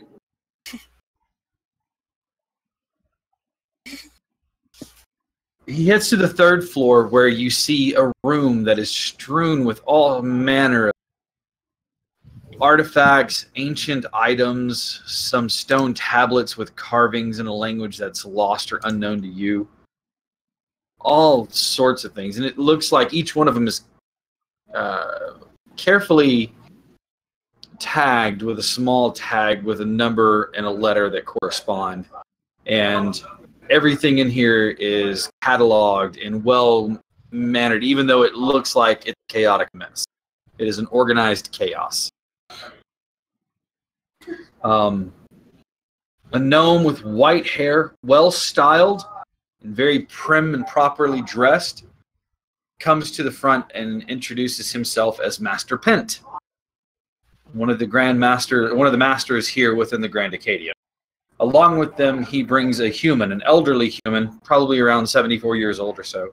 Long white hair and a very clean-shaven face, who is introduced as Learned Brother Malice, or Brother Malice. They take a moment to discuss the item and things like that, and then they go back down the staircase with you outside, where they look, pulling back the canvas to look at the creature or the item or this big metal man. It's laid out in repose, the legs fully stretched out, laid on its back. It stretches almost the entire length of the cart, nearly spilling out of the back of it. I am Iron Man. Yeah. And you all heard the guitar start, didn't you? Okay. Yeah, see? Yep. There you go. Master All right. Pent. Let me do something real quick as our party is, or as our beloved audience is just kind of glaring at the same thing over and over again. Let's change it up a bit. Yeah. You are here. Welcome to the Overland map. Yeah. We Master are Pent he takes this from out of his pocket. He takes this like a monocle with several attachments to it. He puts it on and he kind of adjusts it down. Very interesting. Very interesting. And he kind of looks over it carefully. Brother Mullis is looking over it, inspecting it, lifting it. Oh, it's quite heavy. And he puts the leg back down. He kind of inspects the bottom of the feet of the thing, and they both kind of look over. He says, Master Pent comes over and says, well, I'm not quite sure where it came from. I'm not quite sure of the origin. It'd be something that we need to inspect and investigate, catalog, and properly identify. You can leave it here with us, and we will take great pains to make sure to find out its origin and where it came from. We're quite interested in finding out the nature of this creature. Object or thing, this artifact, maybe. The captain says, of course, well, shall be done, it's yours. Just make sure that we know who has it and who gets credit for it. Well, of course, we always credit you, Captain. It's a pleasure to always see you. Brother Malice nods his head. Doesn't say a whole lot, but he nods his head. You watch as after a few moments, more of the folk within the Grand Acadian come down. Some dressed in long brown robes, others dressed in just simple brown tunics and pants or frocks or whatever. You come down, and there is a bit of spell casting. And as you watch, you see several small discs appear in place. And they lift at once as you watch them manipulating the discs. They lift and move the large metal object off of the wagon. The wagon literally lifts up from the weight of it. They walk inside, the discs floating the object as they all move. The captain says, I'm not sure about you, but I would be interested to find out what this is. Master Pent says, we'll need a few days. Check back with us in a few days. We'll may have some information. The captain bows to him, turns jauntily on his heels quickly. Well, Aj, I believe I need a bit of refreshment. Maybe something to nibble on. Yes. I know some excellent places. There's one place in particular that makes cinnamon toast. He kind of gives you a chuckle and he says, say it isn't so. I swear upon my feathers. Cinnamon toast. Excellent. Shall we? Yes. And also, for various pleasures of the flesh, there is the silken sash. They've just undergone some remodeling. And management change? under new management. I admit I was responsible for the remodeling. But he gives you a nice hearty laugh. There's a large hole in the wall. You seem an interesting individual to be with. Shall we away then? Oh, yes. I'll guide the way. It's fine. As you walk, he kind of absent-mindedly reaches over and kind of like ruffles your feathers. Like, not ruffles them, but like basically runs his fingers in the feathers. Yeah, he can get away with it because in my mind he's Lin-Manuel Miranda. So. Okay. And I'm not throwing it's away canon, my folks. shot. It's canon. Yep. Captain Falls is Alexander Hamilton. Not throwing away my shot. Okay. Well, all right. On we go. You make your way to the bakery. Oh, yes. Where they go, oh, God, no. Yeah. Purchase some cinnamon toast and cheese, of course. Once again, taken with you, and also kind of like, how much are you going to eat today? I'm actually going to be a little. I'm going to back off on it a little bit because I don't have only one loaf. Well, yeah, I don't have a lot of cash now, but I will ask the captain something. Captain Falls, Yes. Your crew is a smart-looking crew, and they're very disciplined. In fact, as disciplined as the Sky Wardens, I'm very impressed. Thank you. I'm curious about a device that I would like to get. Several devices. And I thought that you might know of them or know where to find them. Small items that would enable individuals to communicate with each other across distances. That sounds interesting. Something that would be quite useful to individuals who might travel together but need to be communications, like from the front of the ship from the bow of the ship to the stern. In this case, I've tried to help an adventuring party that has... That might have been your first mistake. Yes, I'm feeling it. They haven't the first clue about how to stay together. Not even the first. They tend to locate each other by screaming at each other. It's echolocation, okay? I call it angsty location, yes.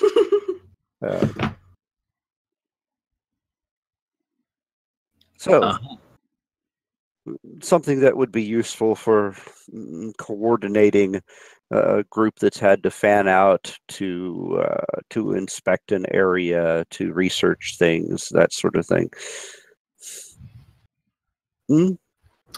I don't currently have anything of that. It seems like there should be such a thing in the world, though, doesn't it? There should be. Unfortunately, I'm just a sailor, captain. You're much more than that. More along the lines of... That's something that would probably be best discussed with an enchanter. Yeah. Well, the company is enchanting, but I understand if you can't make any magical items. Oh, no.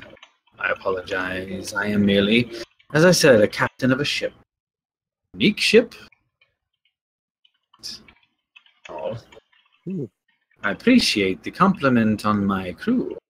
It's very easy to get men in line, threaten to throw them overboard from a height of thousands of feet above the surface of the ground. You know, we have that in common. Gravity is one of my favorite negotiating tactics. Yes, well, generally we don't have any problems with our crew. I can point you to the way of a very decent enchanter that may be here. Or I can tell you that Silverhaven might be a better place for you. Silverhaven. Dwarves there are rather fond of making items of such an ilk. Well, that's interesting. Quite good at it. Yeah. I was most recently at Vernthal, and then to Reedsong, and then back here to Lanceport. Silverhaven. And I think that this group, well, I confess to some disappointment in some of their behavior, but I'm not giving up on them just yet. We were all wet behind the ears and a bit hard to deal with at one point in time in our lives. I'm sure even you, Griffin, were a bit hard to deal with at times. It's a hearty, ribbing chuckle. Yeah. I can't imagine anyone being displeased with me. It just doesn't happen. He kind of laughs, slaps his knee. He pats you on the side gently, and he says, "An absolute charm, I'm sure." Of course. All right. Well, I must take my leave. We have a bit of work to do before we set off again. Of course, I have to take care of my crew. Make sure that we get our payments and that we get our rest. Our short leave means quite a bit to us. You can understand, I'm sure. Silken Sash, mention my name. They are quite familiar with me and my crew, so I thank you very much. And They're under new management. Oh, he says, interesting. Yes, the hole that I mentioned. He lays down coin enough to pay for your loaf plus another loaf as well. And he pats you on the side as he leaves. Till we meet again, Captain. Of course, I look forward to it. Be safe in the sky, friend. You as well. Fair skies, following winds. He once again steps his 1 foot behind the other one, bows deeply, and kind of skip walks down the streetway. Coat flying behind him. The rest of the party make their way to the Church of Castilia. The doors are not open, but they're not necessarily closed to anyone. There is a small fence that surrounds this small building, weathered in gray, 2-story, a small steeple, not very large, in the back of it, as it looks over the cliffs down into the river as it meets the ocean. As you walk up, you can see that it is tended to, but as the ocean spray and just the hard scrap ground here at the edge of the cliff doesn't allow for much growth, most of the grass in here is more scrub or small brush than it is any sort of lush greenery. The building itself is weathered gray, lap wood boards just making up the side, kind of like a New England or Maine shore house or something. As you knock on the door, you are met with an elderly gentleman. I say elderly, he's in his 50s. Fuck you. That's why I said not elderly. He's in his 50s. I retcon the word elderly out of him. He meets you. He greets you. He's wearing more of the official tabard and the proper dress for someone of his station. He asks how he can help you. We're looking for someone by the name of Annalise. If you've seen her.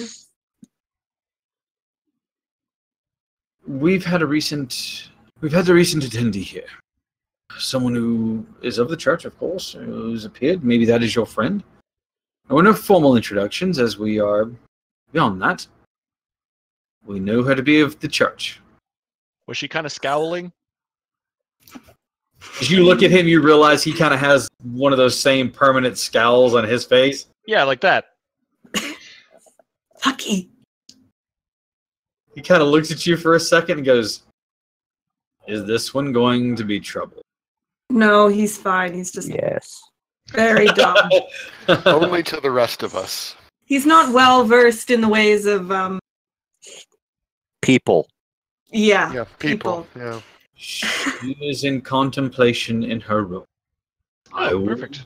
I will see if she is in a position to receive guests. No, it's okay. Just tell us where it is.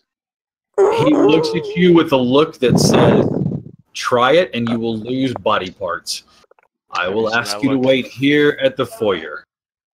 Can I join? The Church of Castalia? Yeah. Do you have to submit an application or something? I'm just gonna cover Lucky's mouth. He says to you with that dead delivery, "You must visit Castalia itself. If your friend will help you and guide you in the way, please wait here." And he moves off deeper into the building. He's gone for about 5 minutes. While he's gone, and at least there's a quiet rap on the door of the room that you're in. And it's a very simple thing, just very Franciscan. It's very a cot, a simple dresser or nightstand that has a book on it, a wash basin, one lantern. That's it. It's very, very plain. she gets up and answers the door, just in the white noble's blouse that she wears underneath everything. Her leather armor's off, the jacket's off. No mask, no hat, hair is down. She looks every bit a noble woman instead of a hunter. Mm-hmm. He's not taken aback. He never did ask your name. He recognized that you were one of the church, and you were immediately invited in. He tells you, I believe there are some individuals who come calling upon a rather motley crew.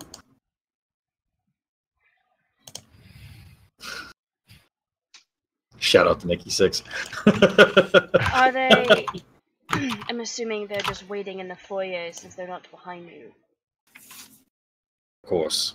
And I'm going to assume that one of them tried to follow you or suggested that you just direct them to my room. The normal, very just dour-looking, serious face gives you a very slight smile at the turn of the... Yes, he did. Right. Okay. There's a rather loud one. Loud and visible, not vocally. Oh, right, yes. I'll be out in just a moment. Certainly. And as I will have them. She turns away and she's pulling her hair back up so that it's... He closes the door and leads the way out. He comes back to you all and says, it will be just a moment. And he gestures to a few benches. Very plain, not very comfortable, but functional benches for you all to sit on while you wait. This is a comfortable yet functional bench. Uncomfortable, but functional. This is an uncomfortable but functional hardest bench. wood you can imagine, as though they suffer for their cause. Never been inside a church before, Lucky. No, usually I burst into flames when I enter the door. Ah! Seems like you. That's canon too. All right. Annalise will come back okay. out after a short time with the leather armor and the jacket back on. No hat, no mask. Of course. Saw cleaver on the belt. Oh, fuck. She's ready to go. This is where we die. Annalise is the final boss now. Did you say hat on too? Hat, mask, and all, or Nope. just the armor? Just the armor. And the coat, because you can't just wear the armor, you gotta put the coat on. It's an aesthetic thing. It's aesthetic. Yeah. She can do without the hat and About the it. mask, but the coat is aesthetic. That's fair. Your party Something Yinfir would appreciate and understand, as his Your colorful party- disaster is. Your party, with the exception of Ash, sits on the waiting benches there in the foyer. What do you Hey. want? We've come to pick you up. Let's go. Why would I go anywhere with you? Chop chop, pack your bags. We're a party. A party You know? requires trust, and I don't trust a single fucking one of you. Does a party require trust? I don't trust Lucky Shut at all. up, I mean, he's got a point. Up until today, I trusted every single one of you. If anything, And the now, only person you except shouldn't for trust Lucky. is me. Except for Lucky. Absolutely except for Lucky. I never trusted him to begin with. Well, there you go. So everything's the same. You No. still don't trust me? It's not. Because unlike you, I went through quite a deal with the other three. And I trusted them. Trusted them with my life. Trusted them that if we had made a plan that we were going to stick to it. I talked them out of it, so, Yes, that's on well, me. shut up. I want to take your anger out? Not in the church. I thought your church was like a monster-killing church. Do you really think they'd care? Plus, he didn't really like me. I think he'd enjoy you beating the shit. Lucky, can you just stop? Stop telling me to stop. I did all the stuff. I know you think you're helping, but you're not. Well, if there's anything that I could say to get you to come back, just let me know. And also, if you hunt monsters, which you claim to hunt monsters, there is some sort of monster below Adalar, and we need to deal with that. So either you're going to back out on the goal that we all have set out to do, you're going to run away because you're sad we didn't listen to the plan. That's a little dismiss. Okay, you know what? It doesn't matter. Okay, Annalise. I'm not sorry. I asked Lucky to kill him. But I'm sorry that you got involved. And I'm sorry that I put you all in the middle of my drama and this mess. Lucky spent a night in jail because of me. It was awful. I'm sure it was terrible. And I'm sorry for betraying your trust. And if you want to know if I feel better, I do. It might not have helped you, and I'm sorry for that, but of all the people that he's hurt, this honestly feels like retribution.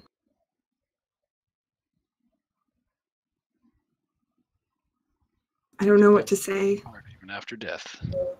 I understand if you don't want to be seen around me anymore, any of us, but we can't do this without you.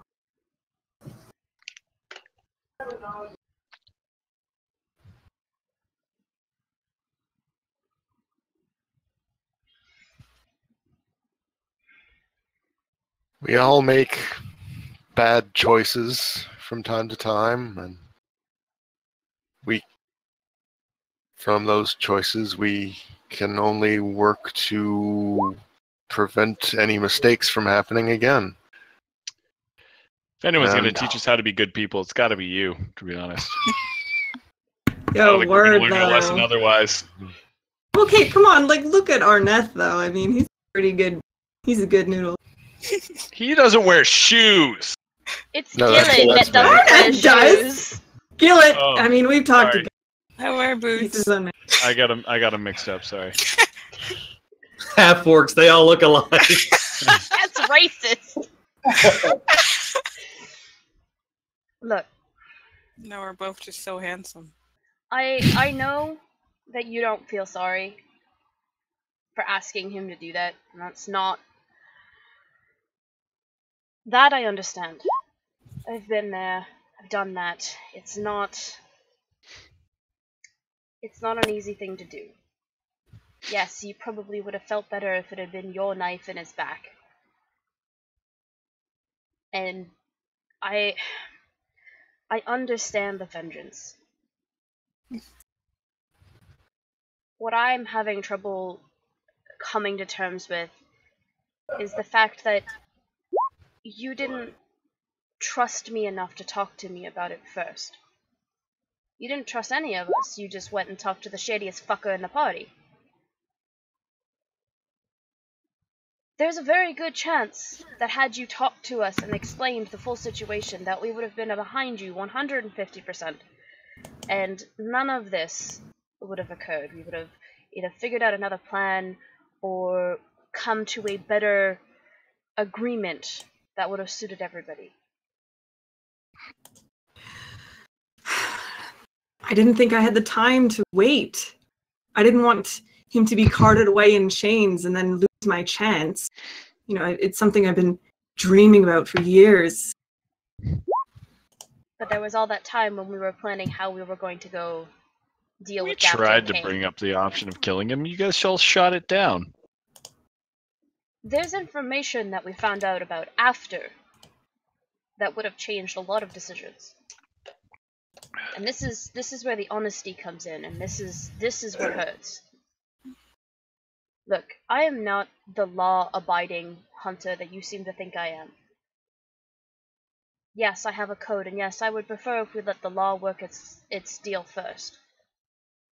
But that doesn't mean that I'm just going to turn my back on somebody that I consider almost like a family. Because I don't have one of those anymore.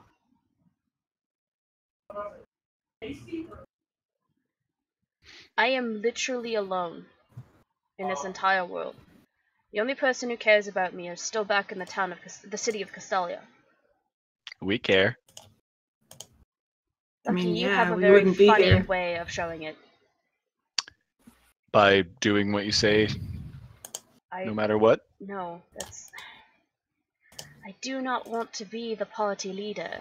I want to... Yeah, I wasn't just talking about you. I did what Yenfir asked me to do, no matter what, and I would do the same for you. I'd do the same for Gillet, and I'd do the same for Arneth. If I thought it was in your best interest, maybe not.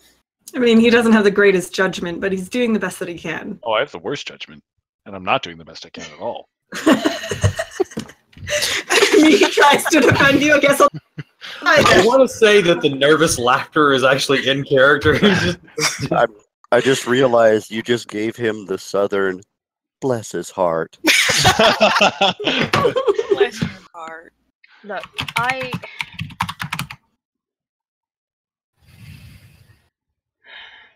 you guys are important to me. You've always been important to me since the first day that we set foot into that town of Adelar.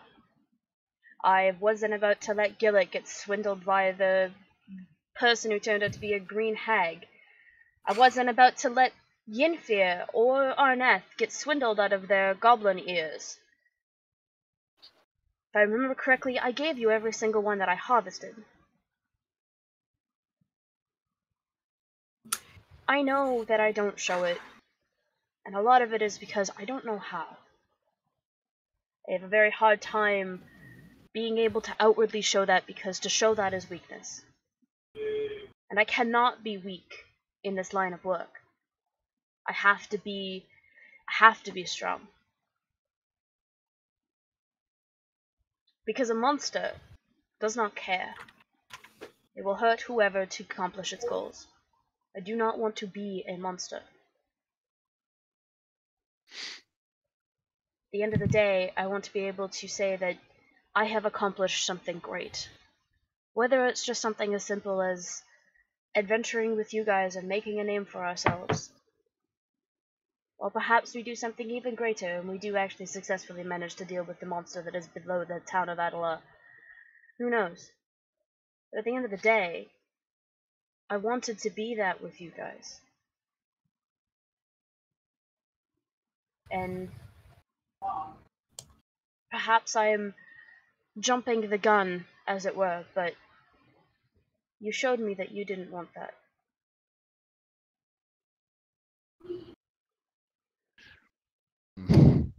I think perhaps that we didn't understand that well enough.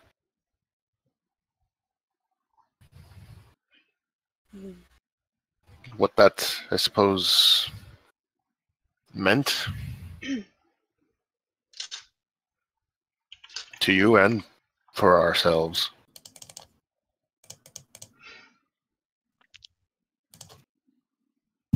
Sounds like everyone needs to work on being more open. we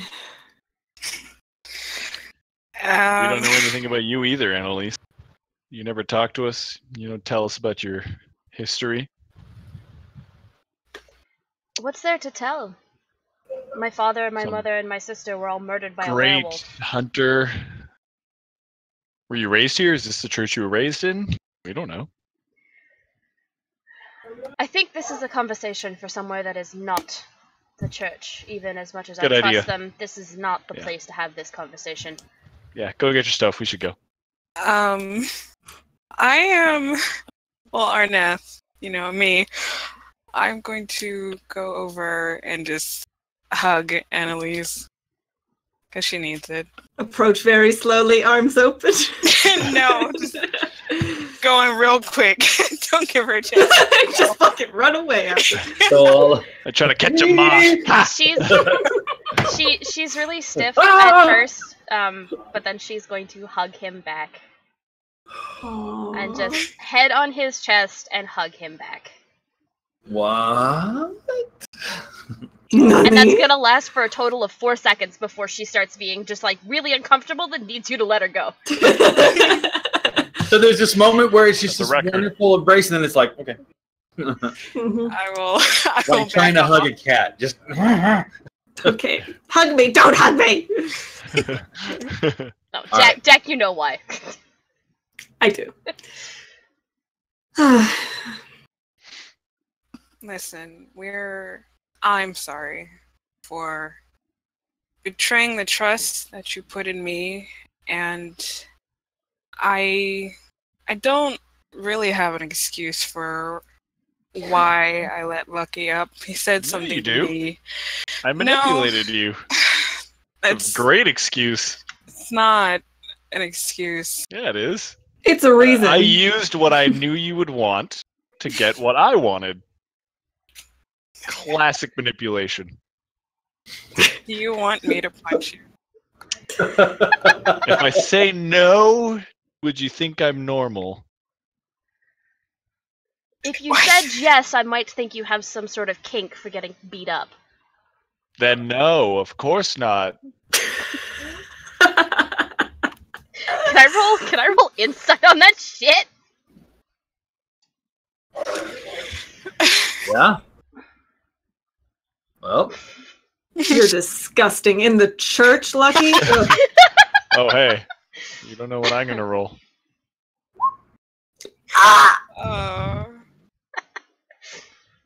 Once Just again- to point out, you needed a +8 to beat that insight. I Wow, have a you lot nailed of it. charisma. so Beautiful. once You again, Oh saw how my beautiful that goodness. art was. Look how beautiful I was in that. You look stunning! Stunning. And you could Okay, win this okay. artwork Yeah. next week. yeah. I'll put Alright. the plug. So, I accept your apology, all of you. I didn't apologize. Shut up. I'm gonna punch Lucky. Yay! Yay! I'm being- Is it now? Here's my question: are you full on punching him? Or is it more like you're just elbowing him in the ribs? It's a full-on punch. Yeah! He's done with your shit. It's at this point that the DM questions: why the hell do they hang out with this guy? I know. Well, because he does Alright. what I need. Are you going to attack him for real? For real? For Yes, I'm punching real? him. Need an attack roll then. It's 1d20. A 1d20 plus your strength modifier. Plus I'm proficiency, not right? moving at all, by the way. Like, So I'm you just. beat the yeah, shit with yeah. your fists. Yeah, proficiency plus strength. So 1d8 plus what is it now? Plus I don't 3. know what your strength is. Plus 3 Is it plus your strength. 1d8 or 1d20? 1d20. I'm sorry, 1d20 plus your strength plus your proficiency bonus. Okay, hold on. We need to get you an unarmed strike button, Chief. I'm not moving at all, by the way, just to clarify. Oh, so you're just gonna accept it? All right. So yeah. It's his kink. I My rolled a body's 20 on ready. that deception. You don't know that. You you sock him. Arneth reaches out and socks him full on in the face. There is a nice yeah. There's a nice red swelling in the side of your face after that. You're gonna take 4 points of damage. You know what's your your modifier is a 3, right? Jack, your control strength. yourself, I swear to God. Arneth, is your strength is your modifier a 3? For your Yeah. strength? So yeah, Yeah. you take 4 points of damage from the blast in the mouth. Wow, that was a weak punch. You got a mouthful of Jastins there, eh? So the party. Kitty. Okay. That Annalise happened? is gonna look at both Yinfir and Gillet and say, this is your last chance for a while. If you actually want to hug me, now is your chance. Ooh, can I? Oh god, that feels like a terrible idea, so no. Request denied. You may reapply in 2 weeks' time. Okay. You can reapply at the next harrowing adventure where the party just splits up because of trust issues. I knew I should have got myself as So like next 2 weeks or so. Yeah, I was gonna say that's like next week, right? I'm going to give her a nice hug. Good hug. 10 out of 10. Would hug again. Is it one of those grab hand up and down the back? Yeah, it's one of those. Or is it like an ones. air hug? No, hell no. Okay, hang on. I'm actually asking, are you actually rubbing up and down her back? Yes. It's not the reaction that gets me. It shoves me to the ground. Questions. As you're doing that, she actually grips onto your shirt a little bit tighter. And you hear just like a sharp intake of breath before she very softly whispers, "Don't do that." Okay. That's her kink. So many kinks being discovered today. I promise that I will explain later because there are things about me that the church does not need to know. Spooky. Later in a quiet room with other. Yinfir, you're going to understand this a lot better than anybody else because of where you come from. Am I? Yes. All right. Gillet. With that, Gillet's just going to put a hand on her shoulder and bow his head to her. She will touch foreheads with you and put her hand on your opposite shoulder. I'm standing there with my arms open. With arms open wide? With arms wide open. Arneth is gonna slip in there one more time. It's like the minions at the end of the first Despicable Me when he's saying goodnight to them, and like one of them comes through the circle again. He's like, "Wait a minute." I have to share this in the Twitch chat. Uh-oh. And then she's going to pause and look at Lucky, knowing that she actually has nothing on her person for him to steal besides her saw cleaver, and that's a very weighty object that she would notice missing as soon as it left, and she will walk over and hug him. Aww. Everyone's just, I feel the love in this chilly night, I want y'all. to make sure you're not wearing your hat. Nope. Nope. I'm Don't not do your wearing my scarf? mask. The scarf is wrapped around my throat, so if you're gonna try and take that, you better hope you roll a nat 20. Because it is secured by a red brooch at her neck. Don't do it. Can I, Don't do it. while going in to hug her, Don't hold on, do I even have one of these? This is how he's gonna die. Uh-huh. I'm gonna try and like pull out a dagger really, gave you a really hug. stealthily. Dude, come on. Give her a You're hug. using it. Okay. Make sure that I fully understand what you're doing here. As you go to hug, you're pulling out what? A dagger. A what? Like a knife? Try to work the brooch off of her No. throat? When the hug is in full effect, Uh-huh. I'm gonna cut some of her hair off.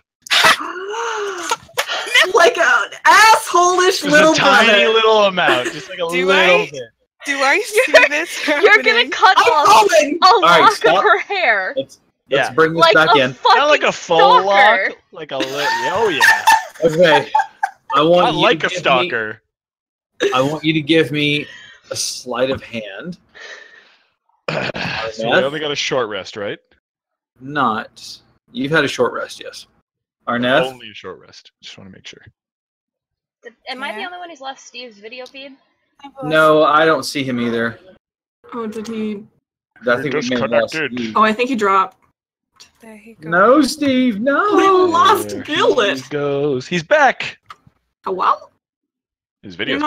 you're not in the chat, my friend. There we are. Rip. And he's back. Oh, that's weird. Welcome back. Okay. Yeah, Hello. it's particularly weird because apparently Discord reconnected me at boot. I didn't touch Okay. a thing. Cool. It's like, hi, I noticed you left, so I just want to help you out. Hey, welcome back. All right, so to resolve this, I will need a sleight of hand from Lucky. Oh, god damn it. I leave for like 10 seconds. Don't tell him anything. Don't tell him anything. Let it happen. And I'm going to need a perception check from Annalise. Oh, yeah. Oh, yeah, that's the stuff. As well.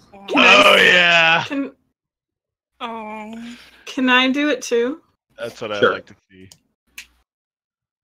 Son of a bitch. Steve, are you still in with us, or did we lose you? I'm... Oh. Went to black again. Let me reconnect. There we are. Should I be rolling anything? Yeah, give me a perception check. Oh, no! Oh, thank shit. God.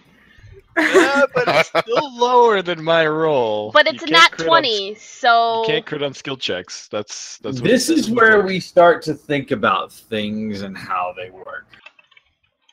Because the way I read it, I don't know how you rule it, but you can't crit on skill checks is the way I read it. But he's also the boss of the game. So True, he yeah. can be like, fuck your shit. True. My rules now, motherfucker. Very true. And there's a part of me that wants to say the same thing. Because a That part of is him wants to just let tempting. this happen. There's a part of me that so wants to let this happen because Lucky has now become one of the freakiest individuals. He's just like, He's he just looks like serial slowly killer. assuming. Like, Ryan, that face, man. That's the face Lucky's making. As what he goes happened to through him in prison? He's like that weird guy in Charlie's Angels. Oh, yeah. Crispin Glover. That is me. exactly what my brain was thinking. That is me right now. That I just had you cutting Lucy Lou's hair and then Oh my god. uh, We gotta watch him, y'all. thanks for watching Dire Bear Adventuring Company, where Yeah, we this- encourage weird behavior. We're the Yeah. only female, as far as we know, in the party is currently being stalked by another member in the party because he's cutting her hair. Stalking you. Yeah, I'm actually going to. It's a little stalkerish. I'm so sad that I got such a low roll. I want to destroy you, Lucky. I want to destroy me too. I can tell. Oh. I mean, you know what? It's better that he's cutting my hair and not cutting my scarf, because he was dead if he cut the You scarf. successfully secure a small, just a few strands of Annalise's beautiful dark hair. Creepy. And no one saw it.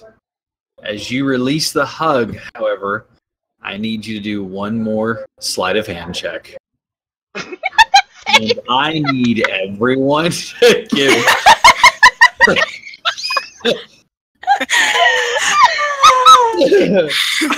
And I need everyone to give me perception checks again. Oh my god. Let's see that sleight of hand first, so we know what we're trying to beat. Oh, sorry. Oh, all right. Fingers. Come on. Come on. Come on. Come on. Do it. Dice Do gods. RNG gods. Hey, come on. The night's getting late.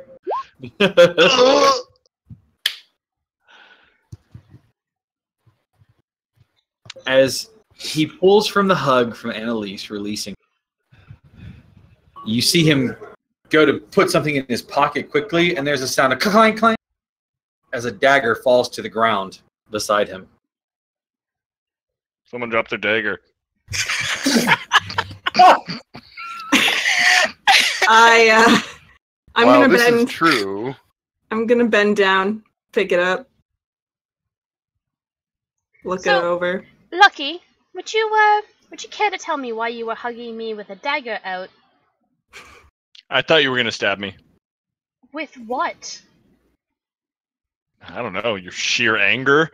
Can I go into his pocket? Which one? The one that you put it in. I saw your hand. You saw him trying to put a dagger away, and it dropped. But that's all you saw. So, what's your check on end game here, Lucky? We've just If you tried to kill reconciled, me, I was and gonna you're kill just you back. I What? thought you were gonna maybe kill me, or try. Keyword. With the entire party here. Oh yeah, you would all cheer her. What are you talking? Is he okay? What happened to him in prison? I've seen I things, man. don't know. I don't know. But you know what? Right Got now, a teardrop right below his eye. you know what? I'm just not going to worry about it at this point in time. So if you don't mind, I'm going to go collect my things. Can I just like check over Annalise? Make sure she's not missing anything. She's not carrying anything. If she will allow you to, yeah. Will you allow this? Sure. Investigation check. Oh, Where's my I can't dagger? tell. In Yennefer Pierre's picks your hand. dagger up. You can keep it. Nope, doesn't appear as though anything is missing. She seems perfectly fine. No mysterious dagger-shaped holes in her back or anything else like that. Okay. Seems normal. All right. You are going to collect your things with the party having reconciled somewhat. As you are gathering your things and you're heading back out, the party waiting for you, you all step back out. Standing on the edge of the cliff at the very edge of town, the sea spraying behind you, the sound of the river rushing below the cliffs far below. The dagger point of the spear tip of Lanceport, sitting between the two rivers where the castle and the Grand Acadium rising from the ground, just visible over the wall. As you all make your way back towards the Silken Sash, more than likely, there is a low rumble sound that flows through the town.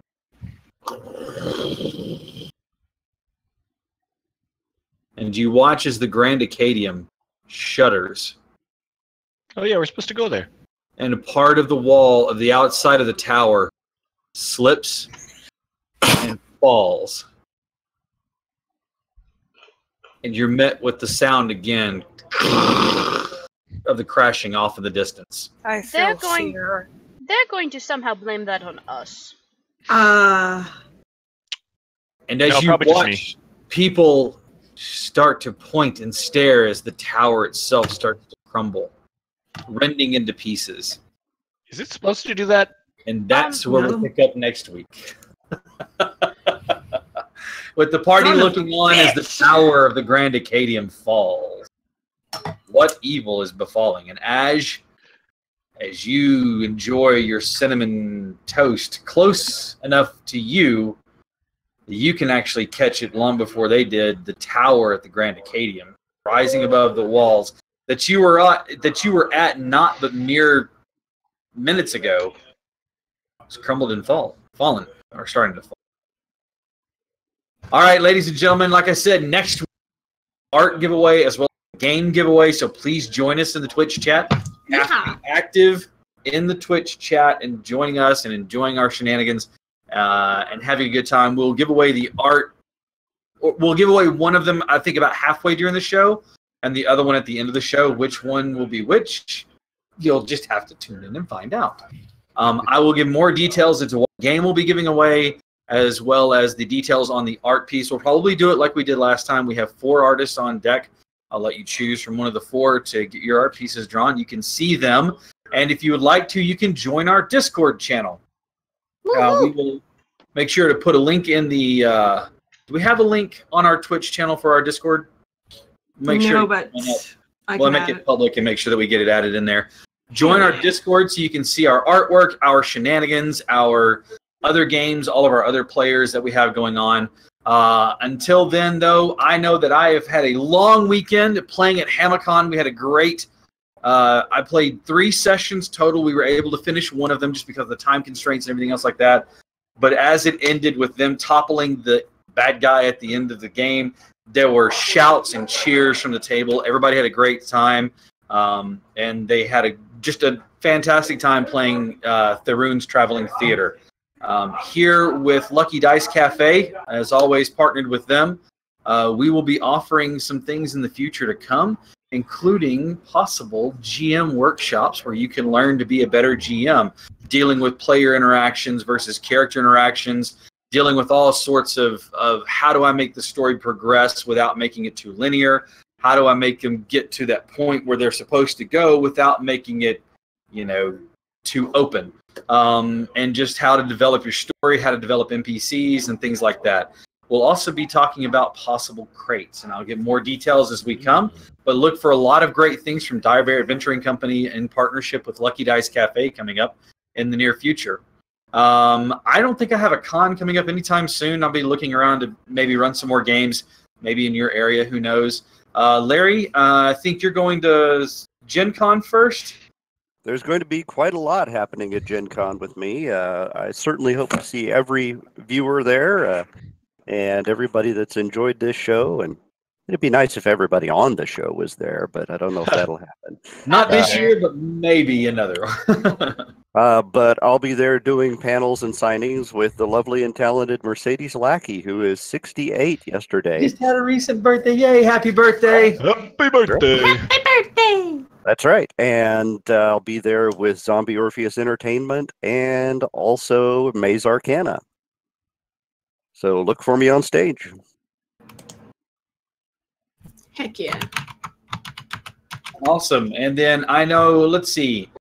Do you have any more cons coming up? Or are you going to be showing off your cosplaying skills there? I'll have a con Labor Day weekend, so I'm pretty much done for cons for the summer.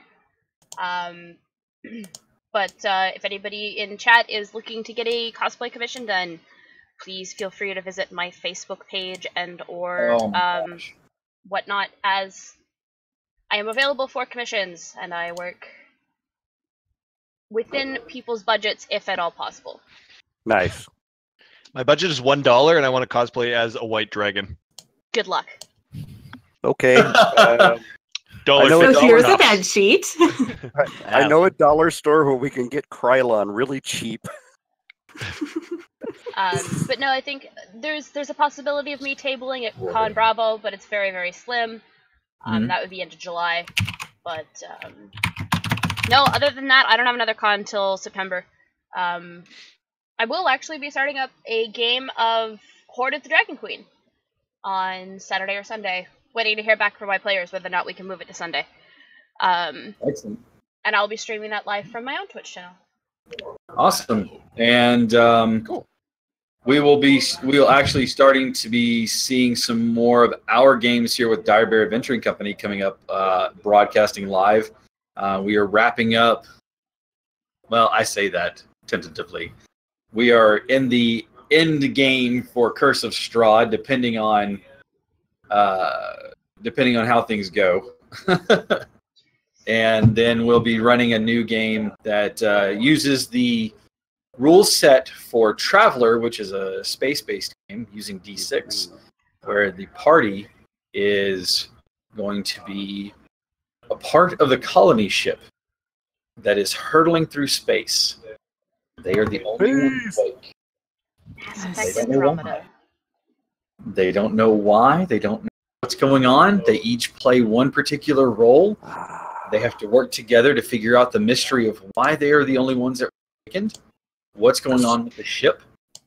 The Star Lost. And it's going to be kind of a alone in the void of space. Why are we here? Kind of thing. So it'll be a lot more drama, not a way of combat. There will be some, I'm sure, but it's more along the lines of mystery horror game.